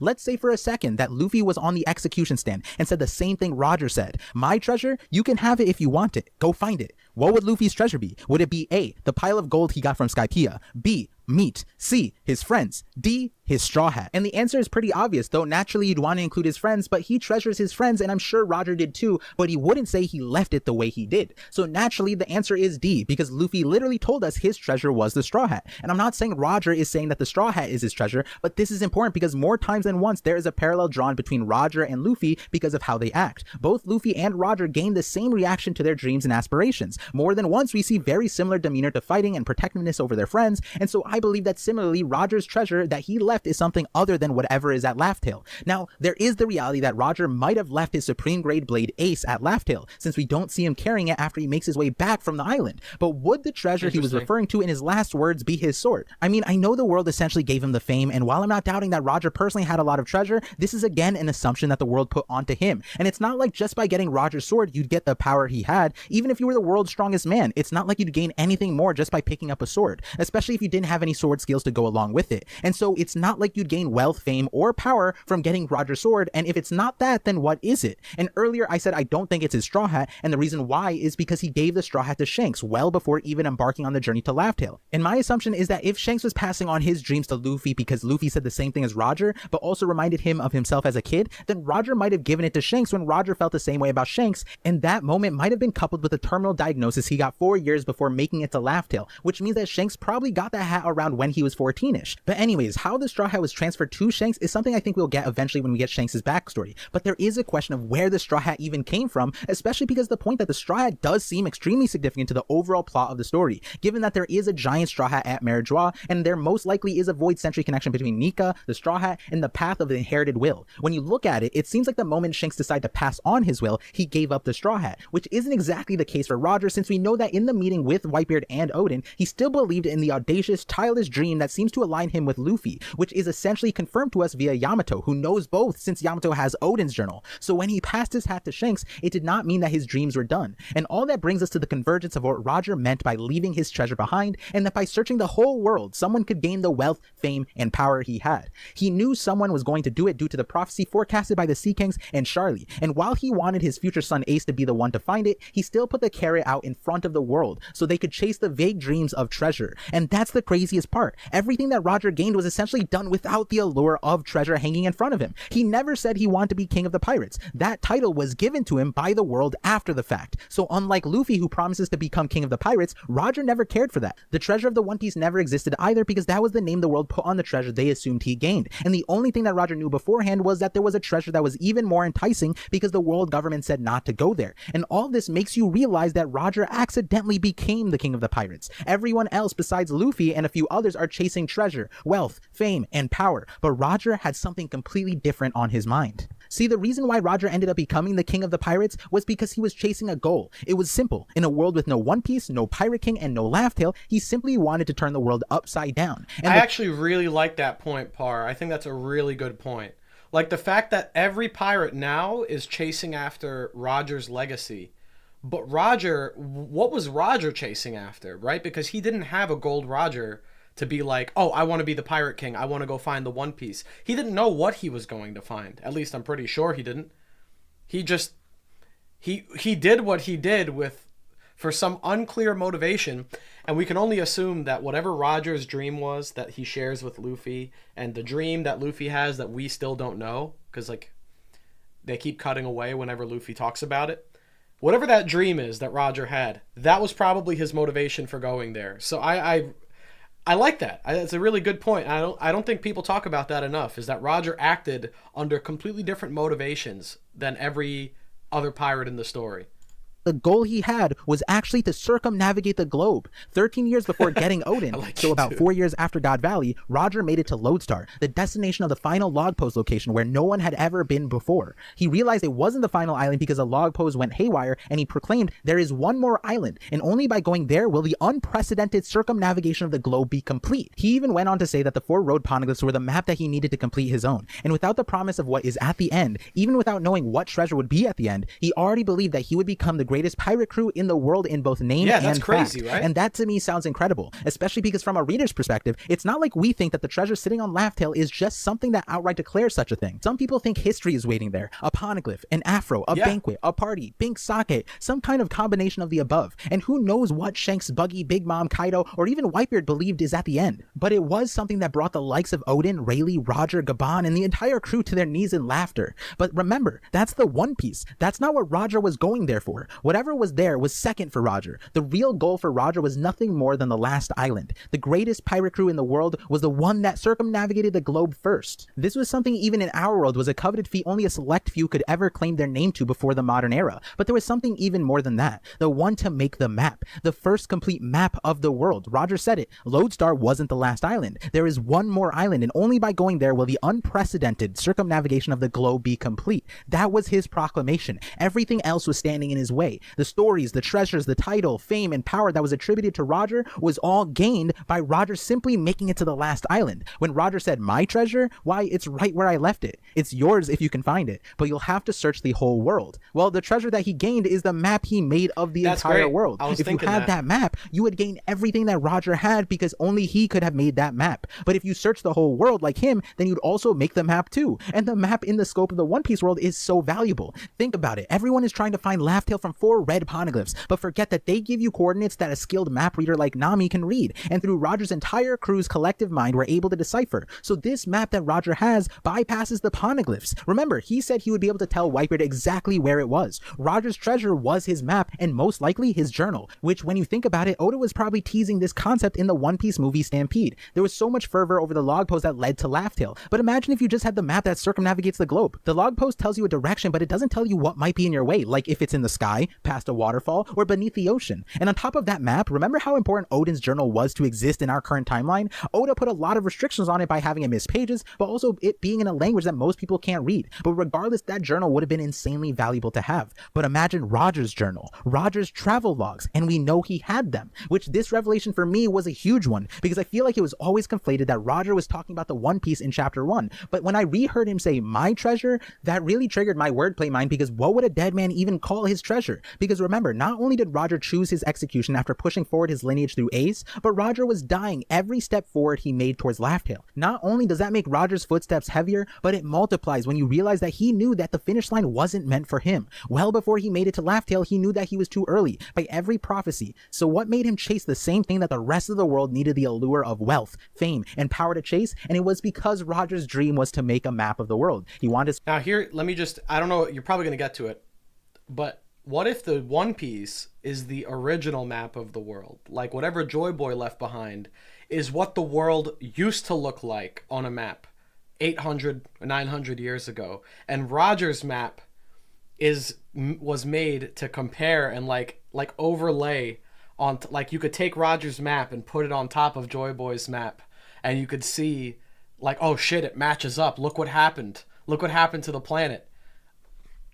Just saying, that's a sick idea. The map being the treasure makes so much sense too. Circumnavigate to the end of the world to make a map, which I hope makes sense at this point, but also now starts to ring some bells. But while those bells ring, I want to drive home the notion that since Roger was put on the pedestal as the king of pirates, and Oda put a lot of research into actual pirate lore and history, the most important thing to many actual pirates wasn't their gold or riches. It was actually the maps, because the maps meant long-term control. If I was a governing group and I wanted to gain control over a territory, knowing what it looks like is pretty valuable. But if you have to die to find out what the territory looks like, then you can never push out that information. And so stealing maps from pirates and their territories was extremely important. In fact, that was largely why Spanish sailors dominated the seas for so long. It was because their maps were the most detailed. And we know that the One Piece world is a whole different beast in that regard. It's a world that largely doesn't have a map reliable for one to trek the entire seas with. You have to use a log post for the Grand Line, but if someone completed a circumnavigation of the globe, then that's valuable for map making. And as far as we know from Roger, not only was he the first to Lodestar, but he was also the first to Laugh Tale in 800 years, which means this valuable information has also escaped the grasp of the entire world. And again, it was by chasing this map that Roger became the king of the pirates.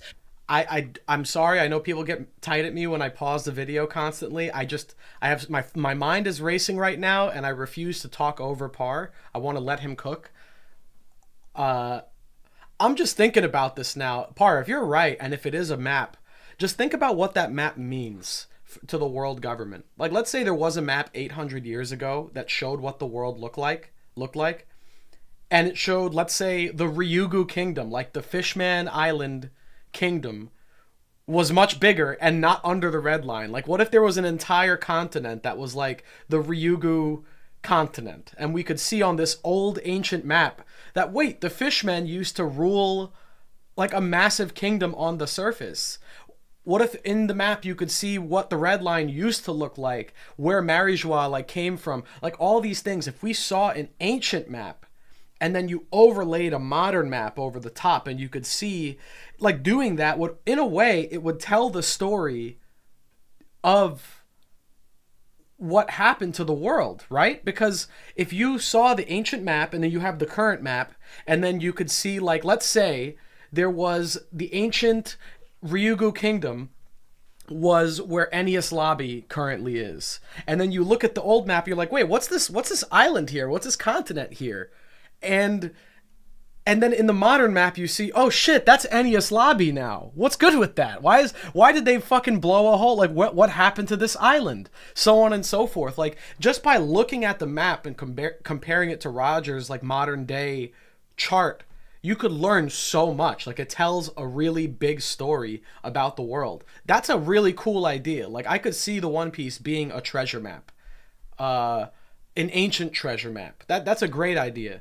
Because he had the best map. He knew how to get around as demonstrated by the speed of his final journey. So when he told the world that they would have to search the world to find his treasure, he wasn't kidding. Either you find his map, which is right where he left it, or you search the whole world like he did, and you unintentionally gain Roger's treasure. Which, now that you think about it, where did Roger leave his map? We know that Oda knows this is important because he instilled this in us in the first 100 chapters. Let's look at chapter 48, where when Dawn Krieg failed to make it a step into the Grand Line, he fully realized how valuable knowledge was, and started his negotiations at Zeph's log, gained from his time in the Grand Line as a pirate, to which Zeph said, "For me and the men who sailed with me, that logbook is a testament." And if we go to Arlong Park, we see that the way he realized that he could take over the world was through sea charts and maps. And if That's you fast another forward important 1,000 line. chapters, Oda actually demonstrates how powerful a map is by having one of the first panels demonstrating Imu's power be in conjunction with a map. I honestly never realized how much of a flex showing that map was, but from Oda's perspective, that was probably a massive detail, considering if the world government is the ruling government, they must have a complete map of some sort.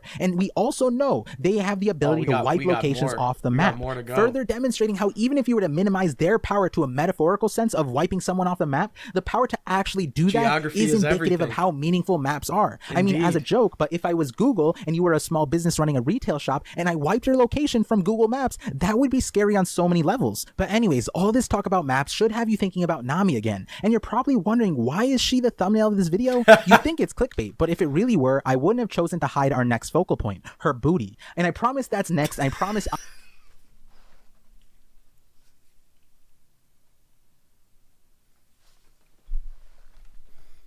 Right on, man. I'll uncover her booty if you promise to subscribe or share. Come on, man. The theory. But as I was getting to, Nami's booty is exactly Roger's type. What I mean by that is Nami's dream is to make the world map, and if she completes it, that would be her treasure, which in pirate language is booty. And interestingly, Roger was chasing that booty. The previous pirate king got his title because of Nami's dream, not Luffy's. Now Roger could have aspired to do the previous treasure, which in pirate language, Nami's dream. But as I was getting to, Nami's booty is exactly Roger's type. What I mean by that is Nami's dream is to make the world map, and if she completes it, that would be her treasure, which in pirate language is booty. And interestingly, Nami's booty is exactly Roger's type. What I mean by that is Nami's dream is to make the world map, and if she completes it, that would be her treasure, which in pirate language is booty. And interestingly, Roger was chasing that booty. The previous pirate king got his title because of Nami's dream, not Luffy's. Now Roger could have aspired to do the same thing as Luffy and vice versa, but it seems like Luffy's childish dream seems to be the one that Nika or Joy Boy carried. And that's why I made the healthy distinction between the treasures that Joy Boy left and Roger, because Roger's treasure, which was most likely his map, is something Nami would want, not Luffy. I think the treasure that Joy Boy left that made Roger laugh would be the same treasure that Luffy would leave, if that makes sense, especially since that is the general response of Luffy's crew hearing his dream, and it's not a map. No offense to Nami. And I know it's a little confusing, but in a future video I'll explain myself on that last sentence, but for now let's get back to the map. It's most likely that Nami and Roger paralleled in goals. Nami as a kid says, someday I'm gonna navigate my way all around the seas, and when I've seen everything with my own eyes, I'm gonna make a map of the whole world. In order to do so, she would also need to circumnavigate the globe, which is why Roger originally landed on Lodestar, only to find out that there was more. Once I started thinking about how a pirate's greatest treasure is their map, hence the treasure maps that Buggy wanted, the maps for Captain John's treasure. Heck, when Oda said in the manga the golden age of piracy started, he had an ominous shadowy image of all these pirates peering over a bloodied map. But this entire time, you gotta ask yourself, did Roger really leave the map he made at Laugh-Tale? It doesn't seem like he left it with Rayleigh. Maybe he gave it to Shanks, but since Shanks needs the red poneglyphs, maybe not. And that's what's really important here. He was a dead man walking. For who did he need to circumnavigate the globe for? He wanted to make a map of everything and just die? He didn't give it to Ace or anyone, it seems. I mean, not that he didn't trust his crew, but after he parted ways and disbanded them, he put his trust in Garp to take the knowledge of his son's existence to his grave. In reality, most maps took a lot of time and effort, as it did with Roger, and the really good ones were commissioned by kings, or there was some kind of huge funding behind it, like in Columbus's case. So where did Roger bury his treasure? And for that, I thought about it from Luffy's perspective. See, Oda did a very important thing. He had Luffy proclaim his treasure at the start, the Straw Hat. And when you think about Luffy, he already has his treasure before becoming king of the pirates. The goal that he wants of Pirate King is simply a benchmark above Shanks to prove that Luffy achieved more than Shanks. Luffy proclaimed that he will become a pirate, and Shanks said he was too little, and that pushed Luffy to say he will become a pirate, saying one day I'll have a ship and crew better than yours, and we'll have the biggest hoard of treasure in the world. I'm gonna become king of the pirates. To which Shanks then imparted the Straw Hat, the memento that became Luffy's treasure, that he would then return back to Shanks once he becomes a great pirate. And this conversation is the one that I think Roger had when he set off as well. It seems like Roger even had parallel lines. When Roger said he would have the greatest pirate crew in name and fact, there was no benchmark. There was no Pirate King. That's significant because remember, Whitebeard didn't care at all about Laugh-Tale. Roger and Whitebeard had different metrics for their success and their dreams. Now, in the current timeline, everyone is racing to the One Piece, and whoever gets there first is the best. But so then, who is Roger trying to prove that he was the greatest crew to?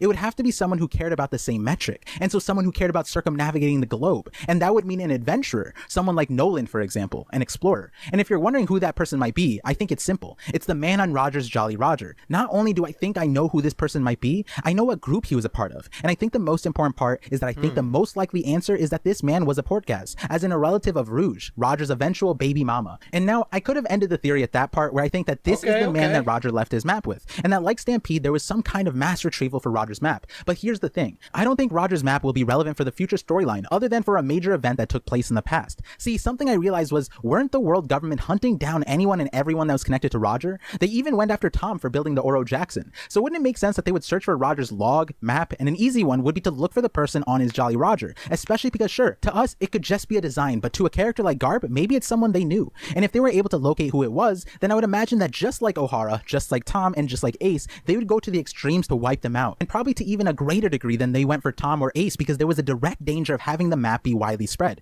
I mean, the moment the world receives the map, wouldn't the world government immediately know the connection? So there's a few ways this could have went down. Either the world government preemptively took out this person and they were lost to history, or they succeeded, and right now, Roger's map is circulating the globe in its entirety. And I'm here saying Roger succeeded. Roger's map is circulating right now. In fact, you could go to the Thousand Sunny and find his map at this very moment, and you're probably so confused, but hear me out. See, we have to remember, everything we know about Roger's journey so far has been through the lens of someone else. Crocus, Shanks, Buggy, Rayleigh, and eventually through Odin. But the problem is, none of those lenses are from the man himself. We have almost no understanding of Roger from his point of view, but think that we do. And so again, Oda does a clever thing and makes us believe that Roger found Laugh-Tale, disbanded his crew, left his ship, his captain's hat, found some hoochie mama, and then had Ace and just kicked the bucket to give his speech. But there was a whole year between Roger leaving his crew and his execution. And during that year, do you think Roger did nothing? If there's anything that we could headcanon about Roger, is that he is a restless fellow like Luffy. But we don't even need to headcanon this, because we know for a fact that during this time is when Roger decided to meet up with Whitebeard and had their last conversation.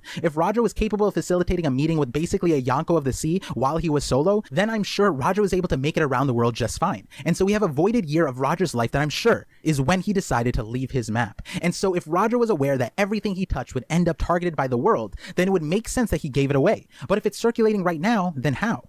And the way he did it was with a book, the Book of Roger. A book filled with stories that are disguised simply as stories of explorers who visited the islands throughout the world. A fantastic retelling, and maybe even positioned in a way that ended up looking like a collection of people's experiences rather than just that of one man. And that book was called Bragman. Yes, you may have forgotten that gem that Oda formally introduced to us in chapter 115, where when the Straw Hats landed on Little Garden, we ended the chapter with a note. To its inhabitants, the island truly is a little garden. Therefore, let us call it Little Garden, Land of Giants. Louis Arnott, Explorer. Bragman.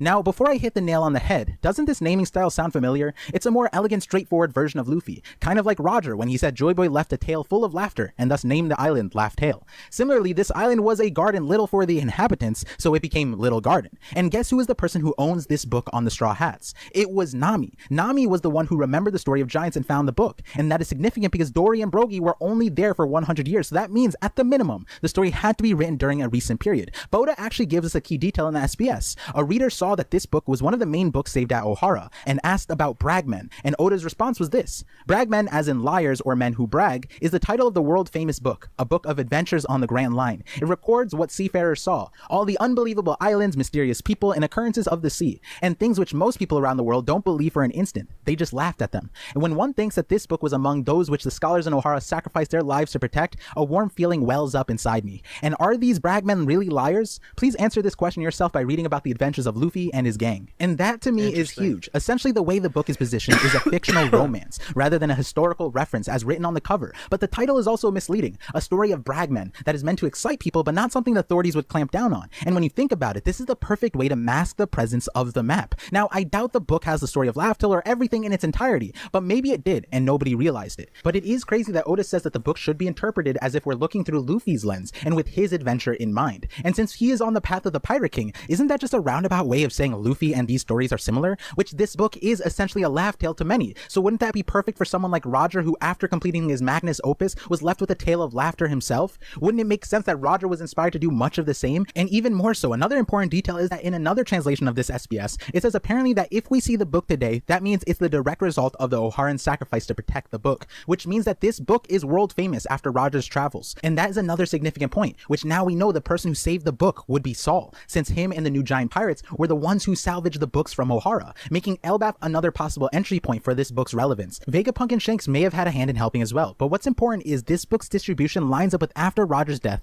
but before our storyline. And another perfect thing is that because it's Brag Men, there could be several people's stories in here masking Roger's own stories. This book apparently got a similar reception to many in the world as Nolan's Book of Lies, but a significant thing is that this book shows up 3 times in our story. The first time is with Nami, the second time is with O'Hara, and the third time is actually with Mask Deuce and Ace from the Ace novels. It was so even in reality, there? It was shown? and the third Oh, that's sick. is that this book shows up 3 times in our story. The first time is with Nami, the second time is Yeah. Yeah, it is shown directly in the O'Hara flashback, the Bragman book. with O'Hara, and the third time is actually with Mask Deuce and Ace from the Ace. Then I started reading logbooks and ship blueprints, anything I could get my hands on. I read everything from essential information to totally useless stuff. Bragmen? novels. So in reality, the 2 people that handled this book ended up being instrumental guides for the inheritors of Roger's will, Ace and Luffy. In fact, if you read the Ace novels, you see the stark contrast in reception of Brag Men and the legend of Roger that Mask Deuce had. On one hand, the adventures told in the book were not only life-saving, but course-changing for him. He fell in love with the life of a sailor, adventurer, explorer, but despised Roger to a certain extent. The rumors the world ran with of the demonic evil pirate king that committed the greatest crime was also the one who made the world conflate adventurers and pirates. And this gray area of separation between fame and infamy was also something that Ace received as well. The adventures that he wanted and the legacy of the man he was running from would have been one in the same. And for both of them, the irony would be that the book was a book of Roger, essentially. When Roger told Rayleigh that he wasn't going to die, if this was part of his plan to be immortalized in history, this would be a great way to do it. And while I'm selling this idea to you, I might as well add that the Book of Roger is actually a real thing in our world. Kitab Rujar, or Tabula Rogeriana, was an atlas commissioned in 1138 by King Roger II and was created by Islamic geographer Muhammad al-Idrisi in 1154. This atlas compiles 70 maps. This map was hailed as one of the greatest works of geography and cartography in human history. For centuries, this map would be used and recopied by other map makers almost completely unaltered. I love this. In fact, this map was so well made that it was used to make a globe later on, and the calculated circumference of the world derived from the Book of Roger had a margin of error less than 10%, which is almost correct by my standards, given the era it was made. I imagine if I asked all of my viewers right now to try and recreate this map with all the same tools and knowledge of that period, none of us would succeed. And historians say I've been actually doing, just for fun, like some research into some Arabic history, and I mean they ancient Arabs were so advanced in a lot of ways. It's actually really impressive. Like their abilities to make maps.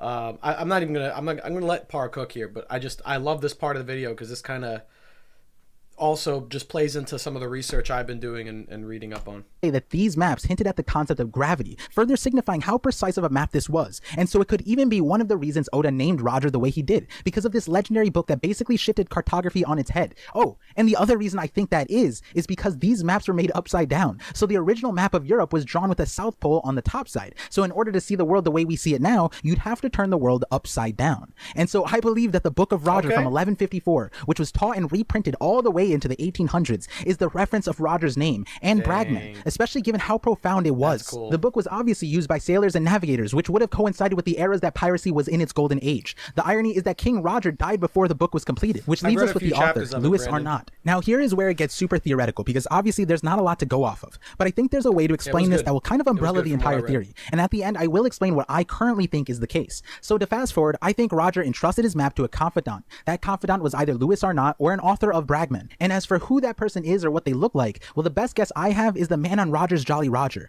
the mystery face and appearance that has yet to show up in the series. That couldn't be Roger. It's the wrong mustache and color, but it's specific, and you cannot tell me that Oda didn't choose the Jolly Roger of the literal pirate king of his story with an attention to detail. I mean, Oda explained what Jolly Rogers were within the first 10 chapters of the series. He taught the reader how to make their own Jolly Rogers and what to use as an inspiration. Oda on several occasions emphasized what this symbol means, and the story of One Piece is all about symbolism and the various meanings behind those symbols. Give given great that Roger is a scholars, keystone character of the mathematicians. series, it would be insane for me to think that this design was just a throwaway design that Oda has basically never reproduced in the series, where many times character designs are reproduced in minor ways. And so I think the reason Roger went on his journey was because growing up, his Shanks was a bragman, a fearless adventurer who refused to take Roger on a journey because he was too little. Through a mirrored situation with Luffy, Roger decides to make his own crew and chase the one thing that would make him the greatest pirate crew in both name and fact, which was circumnavigate the globe, something no man had ever done. And when that happened, Roger would have proved to his mentor that he was the greatest adventurer, thus mirroring Luffy's story, but at a time when a pirate king did not exist.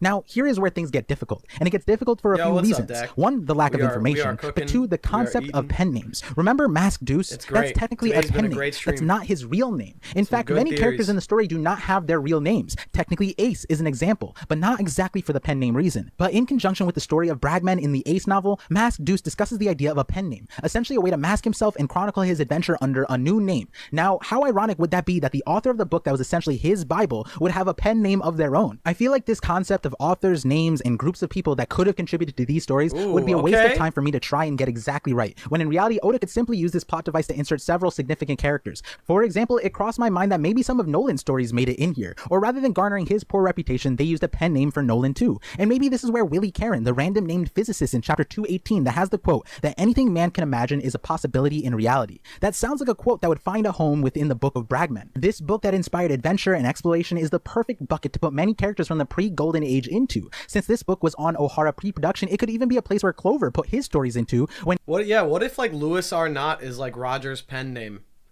and Willie Caron is Vegapunk's pen name?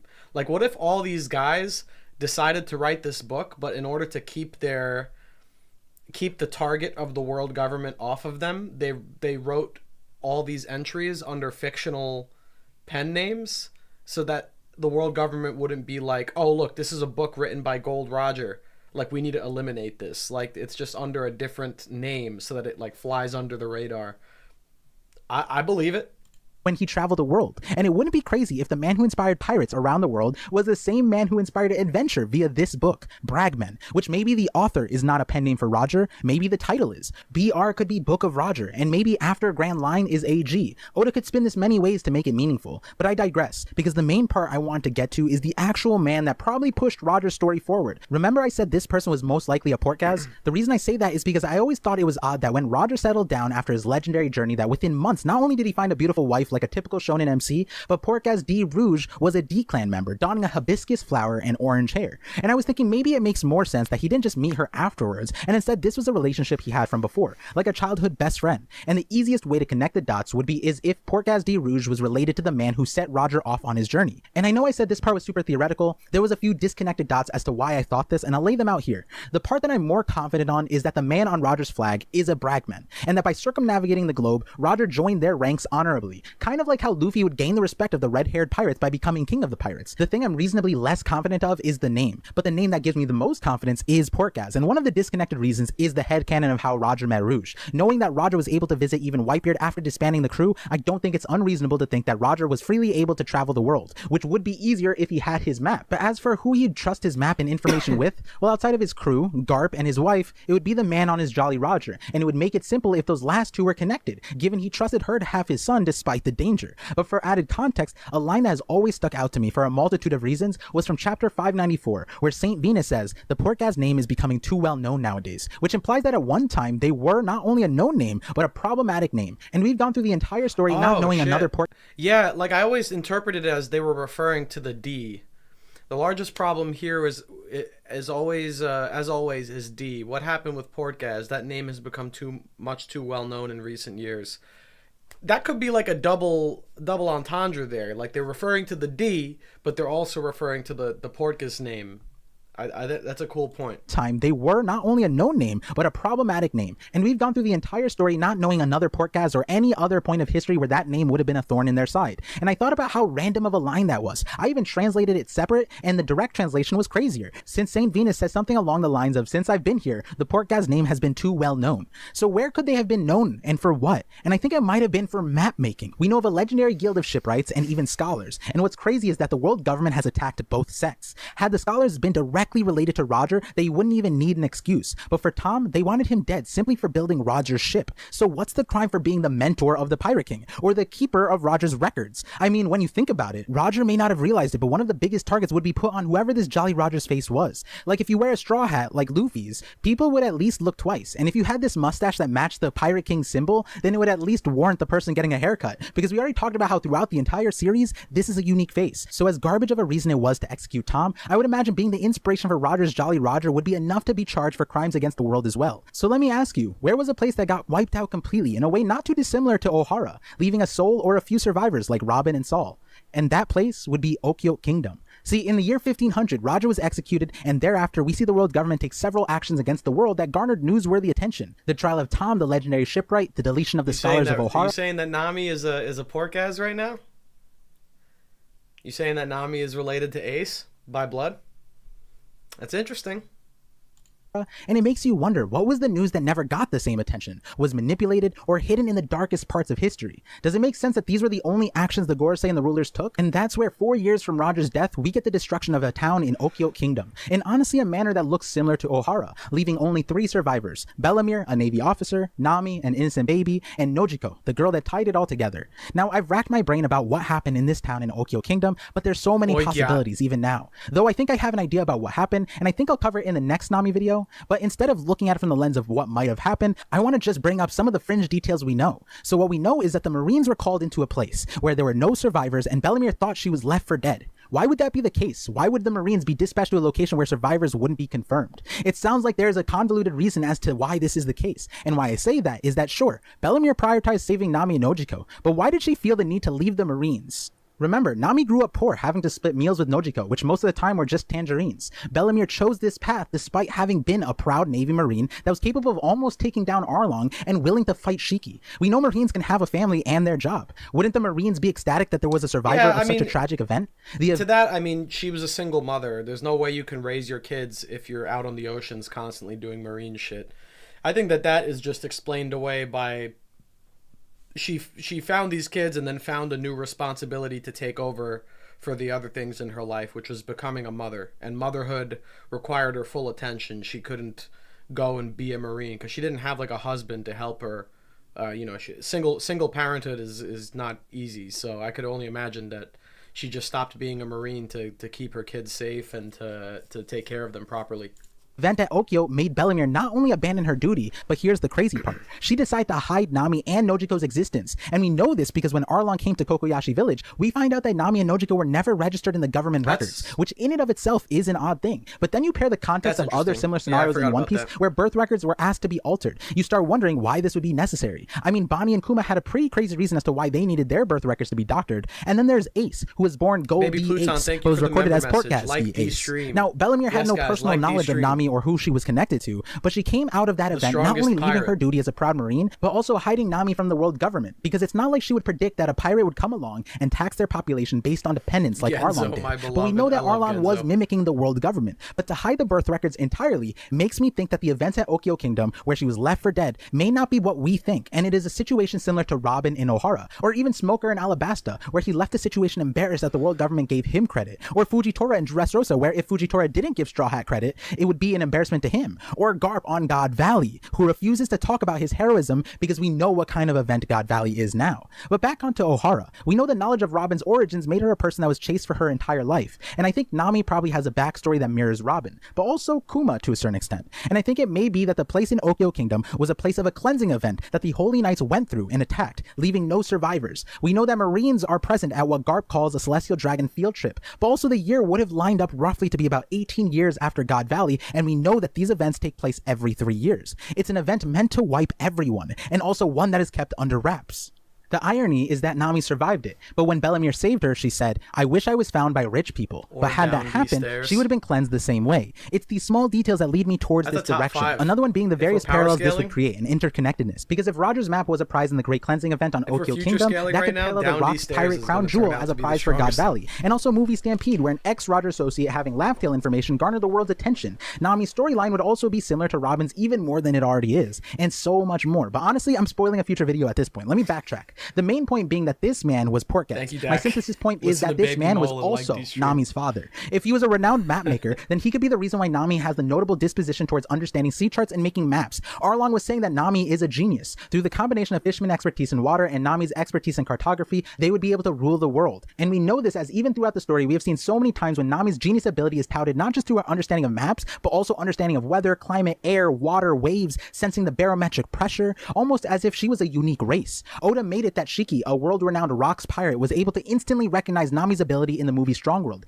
but it's a continuous thematic that she has. And going back to it, if Nami's ability is that recognizable, imagine for a second that the people on Oikot Kingdom were similar to Nami or just her lineage. Wouldn't they make strides throughout the world and be sought after for a powerhouse in navigation in a world where navigating the seas is bread and butter? And the reason I say all of this is because we are missing a major powerhouse here. Someone had to make the map that Imu has, and even more, we know the world at one point had great cartographers and geographers because at Ohara there was a giant globe. Someone had to contribute to that, and it wouldn't be an archaeologist. There had to be at one point a powerhouse in map making that resulted in that. Cartography is one of the keystone advances in human civilization. Without sailing, there basically is no human civilization, and I can't imagine that Oda would not spend time on this aspect of sailing, piracy, and adventure when he did all this research on sailors and pirates. It even had a This video is such a perfect layup into my ships video that's coming out, because a lot of these points are core to why I even am making this video, like the ships video.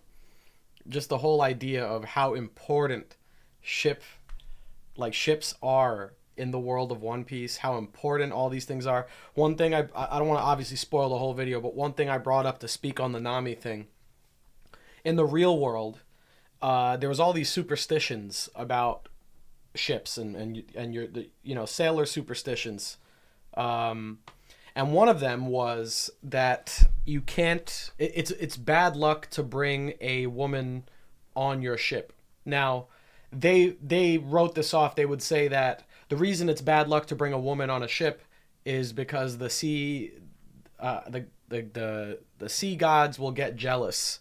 And I also think it's because all ships were personified to sailors as female, like they would call their ships a she. So because I guess they would write it off as like the sea gods would get jealous or the ship would get jealous. It's bad luck to bring another woman on a ship. The real reason for this, obviously, is because if you have a ship full of a bunch of like dudes and you're out on the ocean for like 4 months, obviously having a woman on board could be pretty distracting for those dudes. A little bit of a, precarious situation. So having a bunch of people out on the ocean that are supposed to be doing their job and keep the crew alive being distracted by having like the only woman on board, men get jealous, Pluton. That's basically the point. That's the real reason the superstition came about, is you don't bring a woman on board a sailor ship, is because it would distract the crew. But the idea was that there was a superstition about bringing women on board. Now, ironically, this is the whole point I'm trying to get to. Ironically, women were believed by sailors to be the best navigators.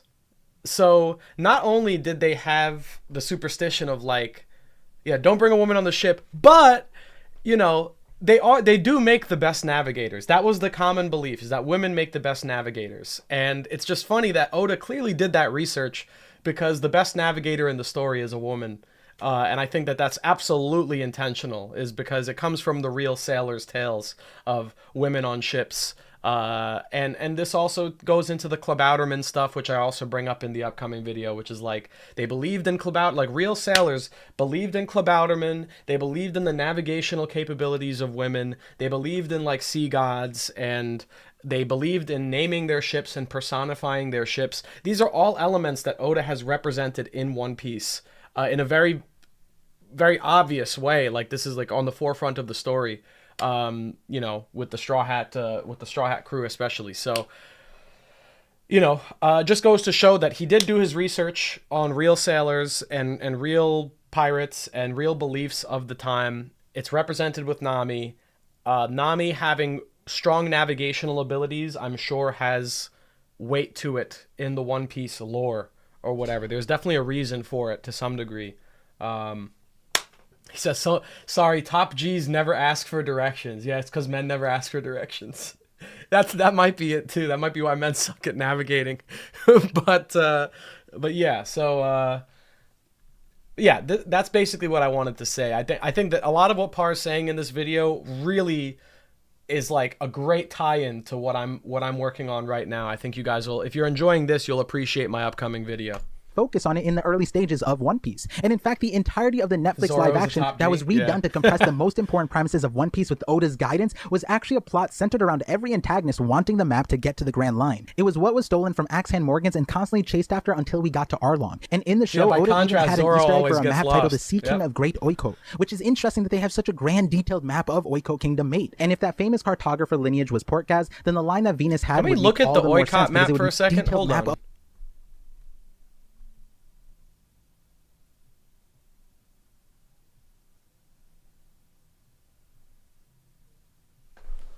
It looks like a dragon to me. The Great Oikot. Does that not look, does the map itself not look like some kind of giant like dragon or serpent, like sea serpent? Like this is the horn, this is the head with all the spines. You got a little beard here. You got the open jaws with the teeth. Like there's a shape there's like definitely a shape to this island, right? Of Oiko Kingdom made. And if that famous cartographer lineage was Portgaz, then the line that Venus had would make all the more sense, because it would make sense that the Gorosei would want them to be wiped out. Every aspect of sailing has been demonized, from simply adventuring like Noland to making ships like Tom. Heck, you can't even sail the oceans without permission from the world government. And Roger's story was spun as well. Like a sea so I'd imagine if king-shaped you were a island? mapmaker that was documenting a guide for people to travel off of land, then that would be something the Gorosei would want to stop. And then years down the line, when Ace becomes famous, it would then be apt to say what Saint Venus said. And so if I think that the man on Roger's Jolly Roger is a world-renowned cartographer, then I think this man would be connected to Nami. Right? And I think blood relation makes sense because of two directions. Is that canon? Oda connected Nami to both Ace and Rouge, the only confirmed Portgaz in the story. The Ace one is more loose, but something significant was told to us about Nami's ability to pilot a waver. Toei, man. Look, say what you will about how they handle the anime. Whatever they did with this scene with the volleyball, man. Oh. That is Onis's dad. They were cooking. He said the user would need to understand the sea and anticipate the waves, and said 10 years was needed in training. And the specific form of travel was a windless form, and the only other character to do that in the series is Ace on his striker. It's very similar to a waver in that it's powered by an engine that after Ace's death, Mass Deuce was able to refit it with a dial and operated much of the same way a waver would be used. And Ace also in basically no time was able to master the craft, alluding to the idea that Ace was also an expert in a way not too different than Nami. And I know that's a loose connection, but Nami was able to do all this because of her innate understanding of waves, which is something Oda consistently highlights. Also, a very slight one is Nami is able to understand the weather to the point she can make it storm with a little bit of power. And I say a little bit, not including Zeus. Now, I'm not saying the Mera Mera no Mi isn't a great power, but apparently without even fighting or activating it, Ace was able to use his power to stop it from snowing on Drum Island, something that was basically a phenomenon for that island. And I think if Nami had Ace's power, she'd be able to easily achieve the same thing, even without people believing Ace would need to be awakened to do so, because Nami can do a micro-sized version with just a staff. But moving to Rouge, who is even more minor of a character, I think Oda is way more blunt with how a character like this is connected to us. I mean, when we got introduced to Jinny, it was oh my gosh, I mean, look at the I know this is such a like out there point. Like it's not even, I don't even think this really has any weight to it theoretically, but just look at the whole like the flower in Rouge's hair here and then the flower in Nami's hair, like they're wearing the same like type of like flower ornament in the same way on the same side of their head. I mean, they even got the same eye color. Rouge is more of a cherry blonde, but I mean, I don't know. I mean, there's a possibility they could be related, right? Is way more blunt with how a character like this is connected to us. I mean, when we got introduced to Jinny, it was almost instant that people realized she would end up being Bonnie's mother. And similarly here, in a short time we got Rouge. We understood she was a stubborn lady who was able to evade marine capture, so she was sneaky, loved kids as she was able to endure a year-long pregnancy for the sake of Ace's survival, but also she had orange hair and wore a hibiscus in her ear. And I know orange hair, wow, Parvision, you're so smart, but also the hibiscus in their hair isn't exactly a common thing. But Oda time and time again draws Nami with a hibiscus in her hair. It's so subtle, and he commonly does it, and at times only with Nami. And I feel like it's just one of those things that if it were ever to be confirmed, then it would be an yeah, I mean, she's wearing, she has like the hibiscus or whatever in her hair, even in this cover story too. Like, it's like a pretty common like ornament that Nami wears. That's an interesting little connection there. And I feel like it's just one of those things that if it were ever to be confirmed, then it would be an oh duh moment. Get it? An oh duh moment, a feeling I think is common when we read Oda's work. Got it. But to summarize, I think these three people are Portgas, the two confirmed ones, and the theoretical Jolly Roger guy. And I think the waiver connects Nami and Ace. Appearance and Hibiscus connects Rouge and Nami. We know Rouge and Ace's connection, but this would connect Rouge, Roger, and the Jolly Roger. And I think map making is what will connect the man on Roger's Jolly Roger and Nami. But also Roger's dream and Nami's dream essentially being the same. That being the most significant realization here. If I'm correct, that Bragman book is a book of Roger's journey, and then it would make sense why Oda had Nami be the one to introduce us to the book of Bragman. And the only other time he used the book was by having Ace's right hand have it as his Bible. So while Ace himself was running from Roger, he was still touched by the romanticization Roger created. But also, if I'm right, then if this man was the man that gave Roger the straw hat, then it would make sense why Nami was the second person in the story to wear the straw hat, but also the one Luffy admitted it was his treasure to. Nami was also the one who repaired the straw hat, and it would be an insane poetry if it was actually her father's hat. When Luffy connected with Ace, Nami had a profound respect for Ace, but also was the one that instinctively put Ace's Viver card in Luffy's hat. If her father was a legendary mapmaker and Nami would have been next in line of a protected craft, then it would mirror Robin being the lone survivor of a clan that could read the poneglyphs. And we know just as much as you need to read the poneglyph, for the 4 road poneglyphs, you also need a navigator as good as Nami to even be able to decipher the location of Laugh-Tale, which in that regard, cartography is a needed keystone for Laugh-Tale. And if all of this weren't enough, I think the main reason I want to find the connection between Roger and Nami is because Roger said something curious to Rouge. It was Here, Moonman, everyone just respond to Moonman with the word yes, followed by the chat emoji.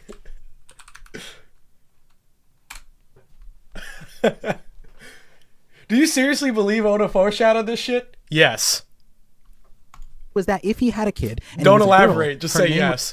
would be Anne. Ultimately, he had a son, so he became Ace, but Anne is the significant name. And I think I know why Ace and Anne were the names. It's because Goldie Ace sounds like Gold Days, and Goldie Anne or Goldie An sounds like Gold Dawn or Golden. But in any case, Oda had a concept art for Nami. Concept designs and actually full stories. Yes, where he I do. replaced Nami and instead her name Yes, was in Anne. fact, I do. Yes, before Nami was Anne. And that's the thing. We don't actually know Nami's birth name in the current One Piece story. Nami is the name given to her by Bellemere. But in reality, Nami is probably related to Rouge, Ace, Roger, and the man on the Jolly Roger. And at first, since Roger and her shared the same dream, I was thinking she was Goldie Anne. But at the moment, it's more digestible for me to think she is Portgas D. Anne, part of the clan of legendary cartographers and daughter of the man that inspired the Pirate King. And I actually think through a different subset of information, I have an idea of what Okyo Kingdom looked like and what Nami's backstory was like. And I know all of this feels so random, but especially now with where we are with One Piece, I feel like Oda will 100% circle back to these missing stories, like we did the Sanji, Zoro, Luffy story is 100% coming through Dragon. As he said, that's what he wants to draw the most. And I feel like that pattern will continue. In my opinion, Nami is Oda's favorite character, and if it means anything, he married Nami in real life. I have no doubts that the void he put in her story will be revealed. Maybe as soon as Elbaf, given Saul's connection to Laugh-Tale and the D-Clan name. And for all of that and so much more, subscribe to the channel and tune in next time. If I were to hype up that story even more, I think that story could involve Fishman, an Admiral, Wano, and so much more. The story of Portgas D. Anne. And I know it's been a while since I last posted a video, but anyways, I usually end my videos with some extra notes. They're usually disconnected, or I put a message like to join my Discord or join as a member because I have a surprise coming up for members in my Discord. But this time, the 2 extra things I wanted to do was say, I'll probably start putting some life updates in the comments of my new videos for those who care or want to find them. But also, this video was meant to be a 15-minute video and was completely different, but I'm probably going to start changing the format of my channel anyways. I used to make really long theories, which I still will do. The main long ones coming up are what I think the One Piece is, which to get a good understanding of that one, start at the Beatles theory, which is here. And if you are a member, then in a conversation with Zonin, I teased the part 2 already, which would have lightly connected you to the Ushi Oni reveal for Saint Saturn, but I will probably split up my videos in theories, and I will have more video analysis and much varied lengths for my videos. For example, I have a short video saying that Dr. Hairlook might have also been a part of the Bragman as an example, and previously I'd avoid posting them since random videos hurt my channel, but I'm going to try and not let the meta hurt my output anymore, and there might even be weeks where I skip chapter reactions to focus on videos. And in every scenario, I want to thank everyone for having patience and supporting me. And just like you put a smile on my face, I hope every once in a while I leave you with a laugh tail. And so, like always, thank you for connecting with me, and I'm looking forward to connecting with you all. You did, Parth. I appreciate it, man. Look, we all understand that you're busy. You're a parent now. You have a lot of responsibility. You still make good content, man. It's very entertaining to watch your videos. I mean, that 50 minutes, you know, it was technically like less because we put it on 1.25 speed. But that was a fun video. It was a fun theory. I thought you really cooked with a lot of that. So Thank you for you know, taking the time to make this content, even though you are swamped with like all the other stuff you got going on. And honestly, I feel like people wouldn't mind too much if you did make those shorter, like more one-off videos that weren't always so crazy in depth. I know I'm not one to talk. I struggle with that myself. But I mean, look, your channel's still growing. You're at like 81K. You're almost at 100K, dude. Like you are still growing. So, you know, I think just keeping the content consistent, even if it's not always some mega theory or some extra in-depth one, I think people would appreciate that anyway. I definitely would. So I liked this video a lot. Thank you, man, for making that. I thought you cooked here. Everyone go show some support to Par and this video. Drop that in there. Leave a like, leave a nice comment. Subscribe to him if you haven't already. Check out if this is your first exposure to Parvision, then check out his other videos. He's got some great ones. My recommendation would be let's see which of these are my favorites. Okay. So I don't know where it is. I feel like you've made so many videos. I really like the Onilin video. I love the Joy Boy Records video. I remember watching this one too. I'm trying to remember what this one was about, but I know that was good. Let's see. Oh, I mean, this is a classic. The Madman, the Mushroom Pirate King.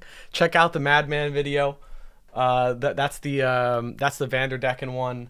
And I do remember we watched this one in a previous theory. I think this was this the one that won the last theory review, the Bogard video? Yes, check out the Bogard video also. That's another great one. So Bogard, the world's strongest sword. So yeah, check out Parvision if you haven't before. That was a fun video. Guys, it is that time. It is the time that we vote on our favorite theory of the day. Now, I liked every theory for a different reason. I definitely liked these two the most compared to the Devil Fruit theory from Dawn and Dusk, but I think Dawn and Dusk made some really interesting points in there that I'm not going to forget. I really liked some of the wordplay, the name stuff, the translation stuff. I do think that these videos serve better as like translation explanations or like translation breakdowns than like full in-depth theories, but I thought it was a fine video. For me, my personal favorite of the day has to be the Cross Guild. Don't let this influence your vote. I want you guys to vote honestly. I did love this video, Par, but the Cross Guild idea to me is like, to me it's almost perfect. Like I could just see it happening within like a couple months. Like it just connects with so many things that I love. And situations that, like, ever since when I started the channel, my third video ever, I talked about the idea of a Davy back fight happening on Elbath, but at the time, my idea was the Straw Hats and the Red Hair Pirates. For me, this makes even more sense. So it just kind of agrees with things that I've already kind of been theorizing myself. That's not to take away from this. This is also a great theory. It's a tough choice. It's not easy. But for me personally, just to put my vote in, this one connected with me the most. But I thought this was a great video either way. So I'll put the poll up now. Let's see. Theory of the week.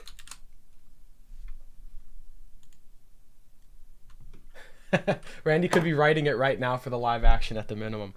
Yeah, I mean, hold on, let me just type out these poll options before I start talking.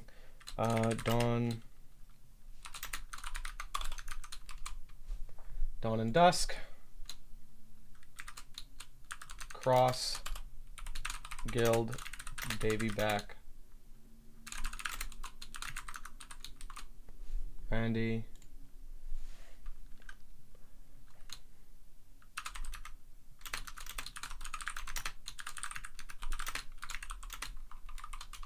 I don't know if I can fit Parvision. No, too long. Let me just do Par. All right, guys. Time to vote. Vote on your favorite theory. What was your favorite theory of the week? Let me know. Put a vote in. Let's get some votes in. I'm going to decide the winner. We have 185 viewers in the stream, so if we can get everyone to vote, I'm going to try and cut the voting off at, assuming that not everybody is going to vote. We're going to cut the votes off at 150 and decide our winner. So let's try and get to 150 votes. Everyone put in a vote if you can. And then after 150, we're going to qualify who came out on top this week. But yeah, I got to say, I have faith in Randy with the writing, on being on the writing team for the live action, because he really does understand a lot of what made, especially early One Piece, so damn good. He has such a good grasp on that. And it really shines in theories like this, which, you know, the Cross Guild takes so many elements from early One Piece. Crocodile, Mihawk, Buggy. These are all early One Piece characters. They have a lot of,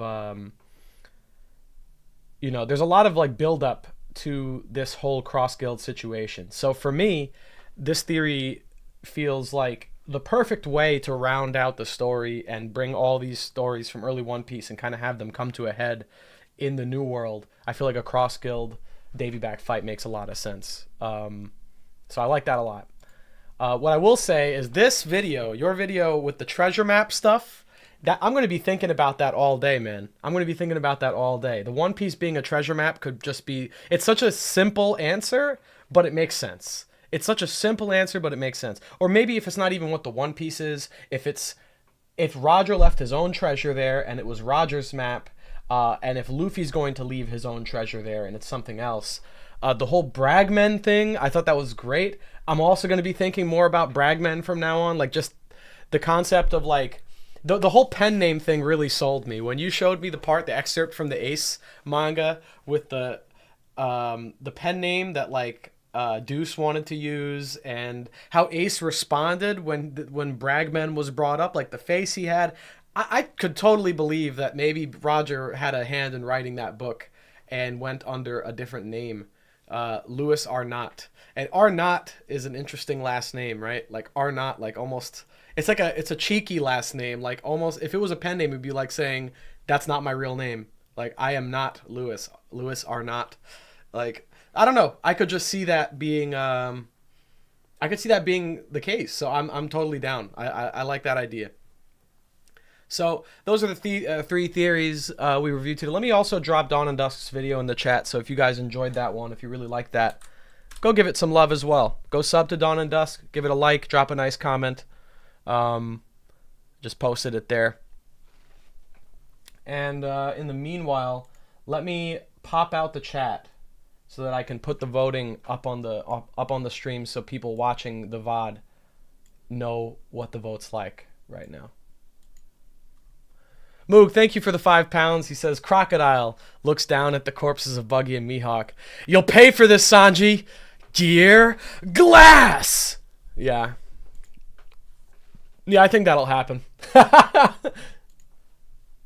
there we go. Is there a way to make the text bigger? That's perfect. All right. So let's let the votes roll in. Do we got the Jeopardy music? Let me pull that up.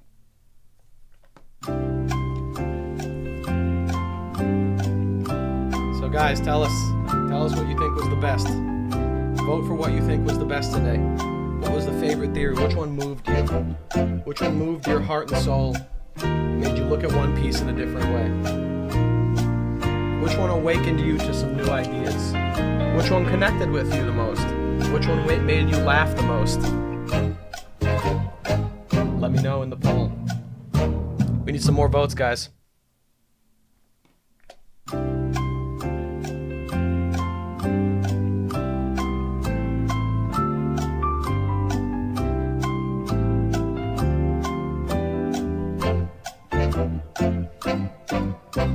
Depending on, I see some people leaving, so depending on the cutoff for the votes, we might lower it to 100, because I don't know if we're going to get a vote out of every single person in the chat.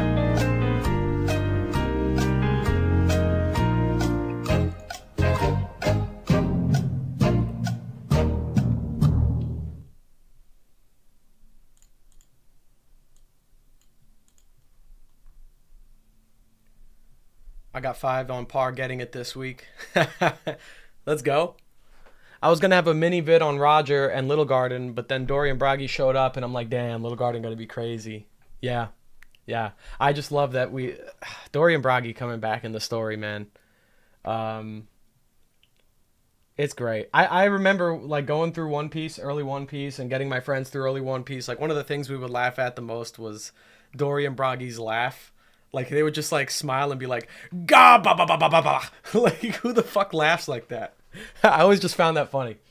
Yeah, Dory and Bragi are great, top tier characters. This is really close, by the way. This vote is really close.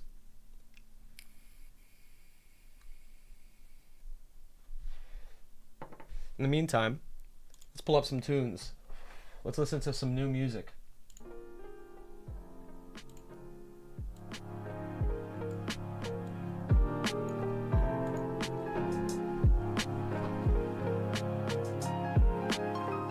Why vote? Nothing's original, remember?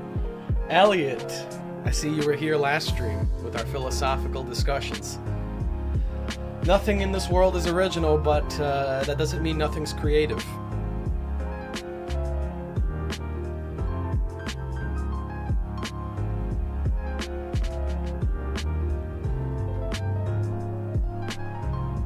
Cross Guild took back the lead. This is a tight race right now.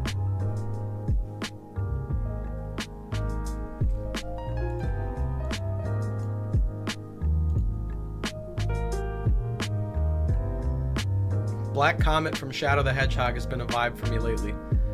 Did you see this shit? The Shadow the Hedgehog trailer, or the Sonic Generations Shadow? For anyone in the chat, I know this is like a different subject completely, but for anyone that's like a Sonic fan out there, Sonic Generations is getting a new game. I don't know if it's a game or a DLC. It looks like a new game.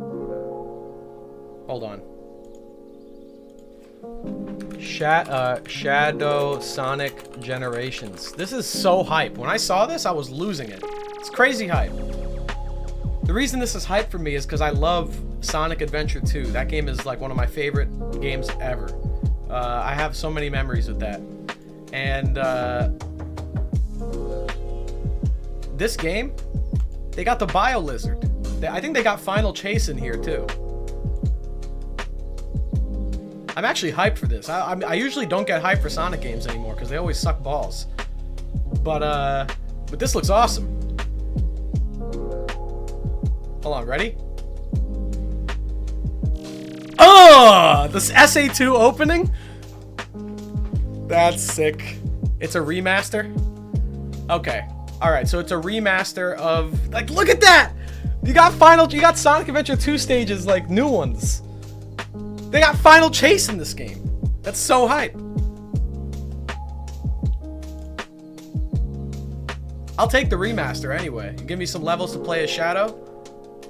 Oh man, playable Shadow? That's fire. These games were my childhood, man. That's from Shadow the Hedgehog. I guess that's from like what is it? What is the name of the first level? Something City. Like a Radical Highway ripoff.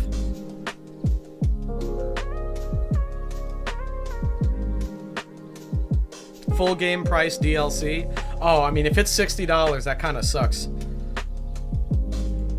But I'm still hyped. That's a cool remaster thing to do, man. Just when you just when you think like Sega doesn't care about Sonic Adventure, they make Sonic 3, the movie, coming out with Shadow in the movie, and they're doing the Sonic Adventure 2 plot. They just confirmed that Crush 40 is going to be performing Live and Learn in the soundtrack. They're going to have Live and Learn in the soundtrack for the movie. And now we get this. Like, I'm almost ready. I think they might be whipping out Sonic Adventure 2 remake. Like, I wouldn't be surprised if they remake Sonic Adventure 2 at this point, because they know how popular it is. They know how much people love it. So, anyway, let me pull the votes back up. Sorry, that was a little tangent. What are we at? Par's edging ahead. Oh, 1% difference. 1% difference. It was Westopolis? Yeah, Westopolis. I forgot. That game sucked. I'm sorry. Shadow the Hedgehog was terrible. That was a bad game.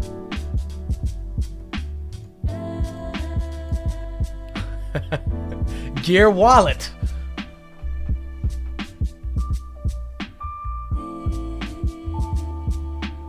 I'm awakening my wallet powers for this one. Sonic 4 movie will have silver. I could see it. I could see it. I kind of hope they don't, but you know, that's probably the logical next step, right? Brandon King said, off topic, I know. Did you hear that Dio's voice actor, Koyasu, is likely playing Emu? I did. So that confirms two things. That confirms that Emu is most likely male. And that also means that, I mean, they're getting a top tier villain voice actor to play Emu. Like, imagine Dio's voice, man. Like, I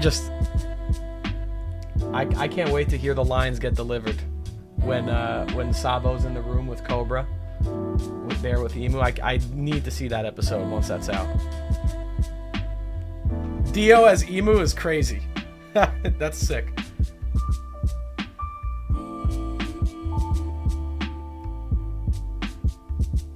We already knew he was male. Yeah, I know, but like there was always that question up in the air, right?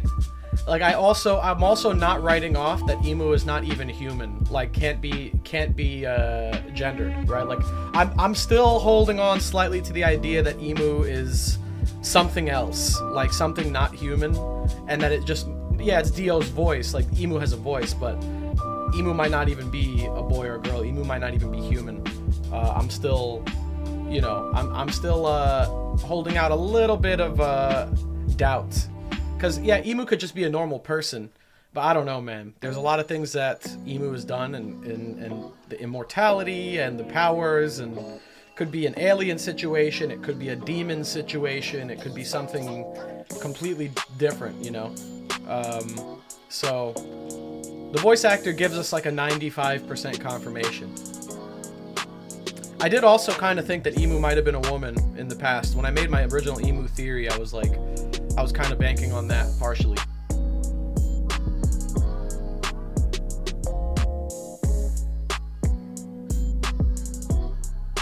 Imagine it turns out to be fake. I mean, what if, yeah, I mean, that's also a possibility that might be a false confirmation, but I'm holding out hope. I think that voice would be a great pick.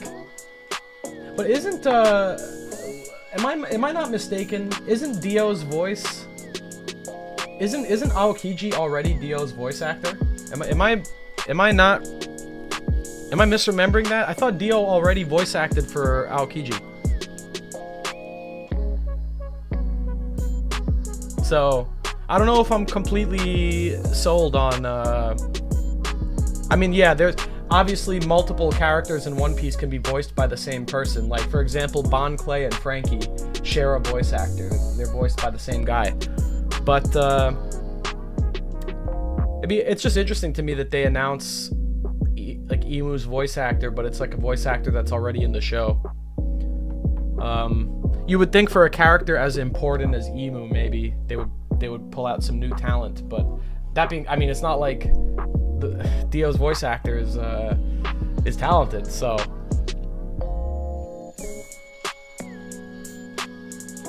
Crocodile and Whitebeard? Did they have the same voice? I thought Whitebeard's voice actor died.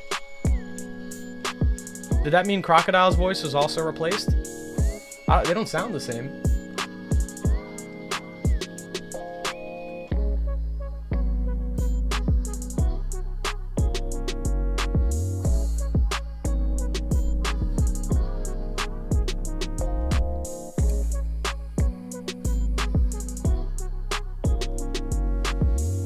Wouldn't be surprised if it's fake. Emu's episode is like 20 episodes away and anyone can edit anything on IMDb. Coping though.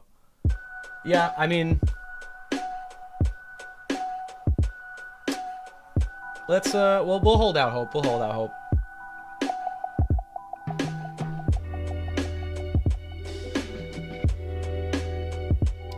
We're at 100 votes, guys. It looks like it's locked in. It looks like it's locked in. I think we have a winner. Unless we have a sudden sweep of votes for Randy. It looks like Pars won once again, but I'll give it a second just to announce it. Let me real quick, in the meantime, let me pull up the trophy.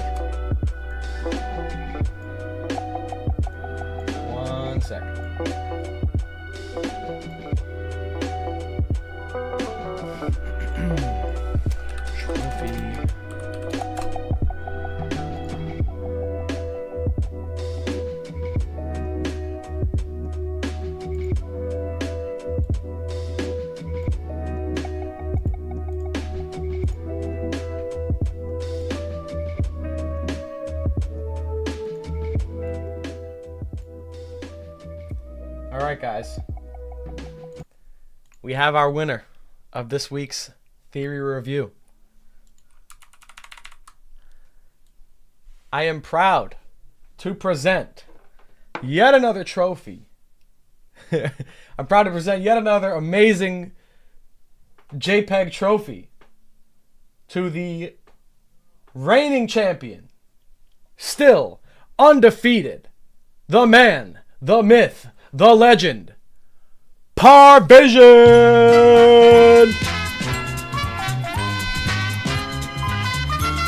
Let's go. Let's go. Let's go. Yes, sir, with the booty theory. Parvision, he pulled out Nami's booty. He knew exactly what he was doing with that one. That was a title defense right there for the ages. Nami's booty up on the screen.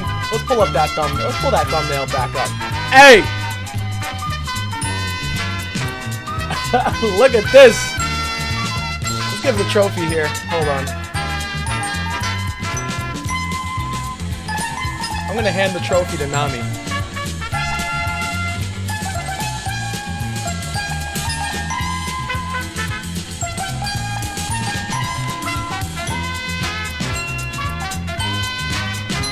Here you go, Nami. Thank you, Booty Vision. Thank you for yet another for another clap. Put the trophy in Nami's hand, Nami's arm there. We've done it. We've done it. That's another theory review for you guys. That was very fun. Nami deserved it, honestly, Carrie. I remember we did watch the shorts. We watched the shorts, I think, that referenced this video on the channel. I was laughing. I was dying at that. Alright. Well, guys, congratulations, Par, once again. That means you will be back for the title defense against the other champion who's doing title defense on the next theory review. So the 9th theory review is going to be a crazy one. We're gonna do some head-to-head competition. We might even do 2 theories per channel for that one. So, guys, I hope you enjoyed the stream today. That was a really fun time. I want to just say thank you to everyone who made the theories that we watched today on stream. Thank you guys for providing us with such good content here in the One Piece community. Thank you for sharing your ideas, presenting them in a funny, creative way.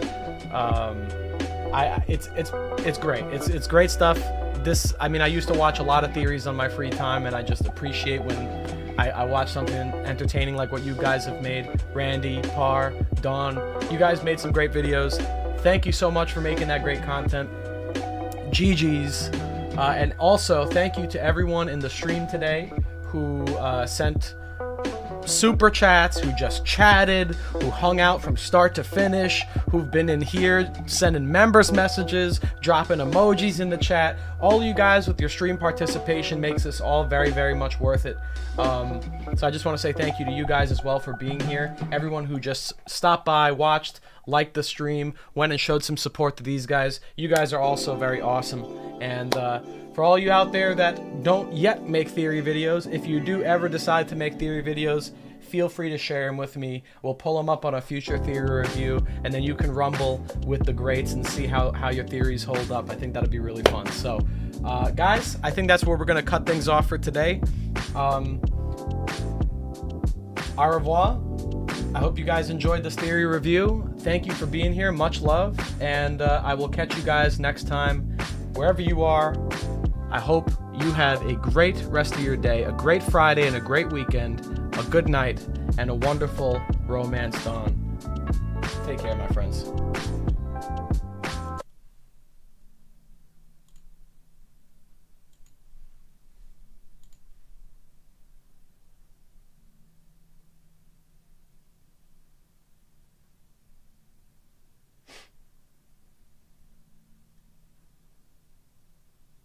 Stream's delayed.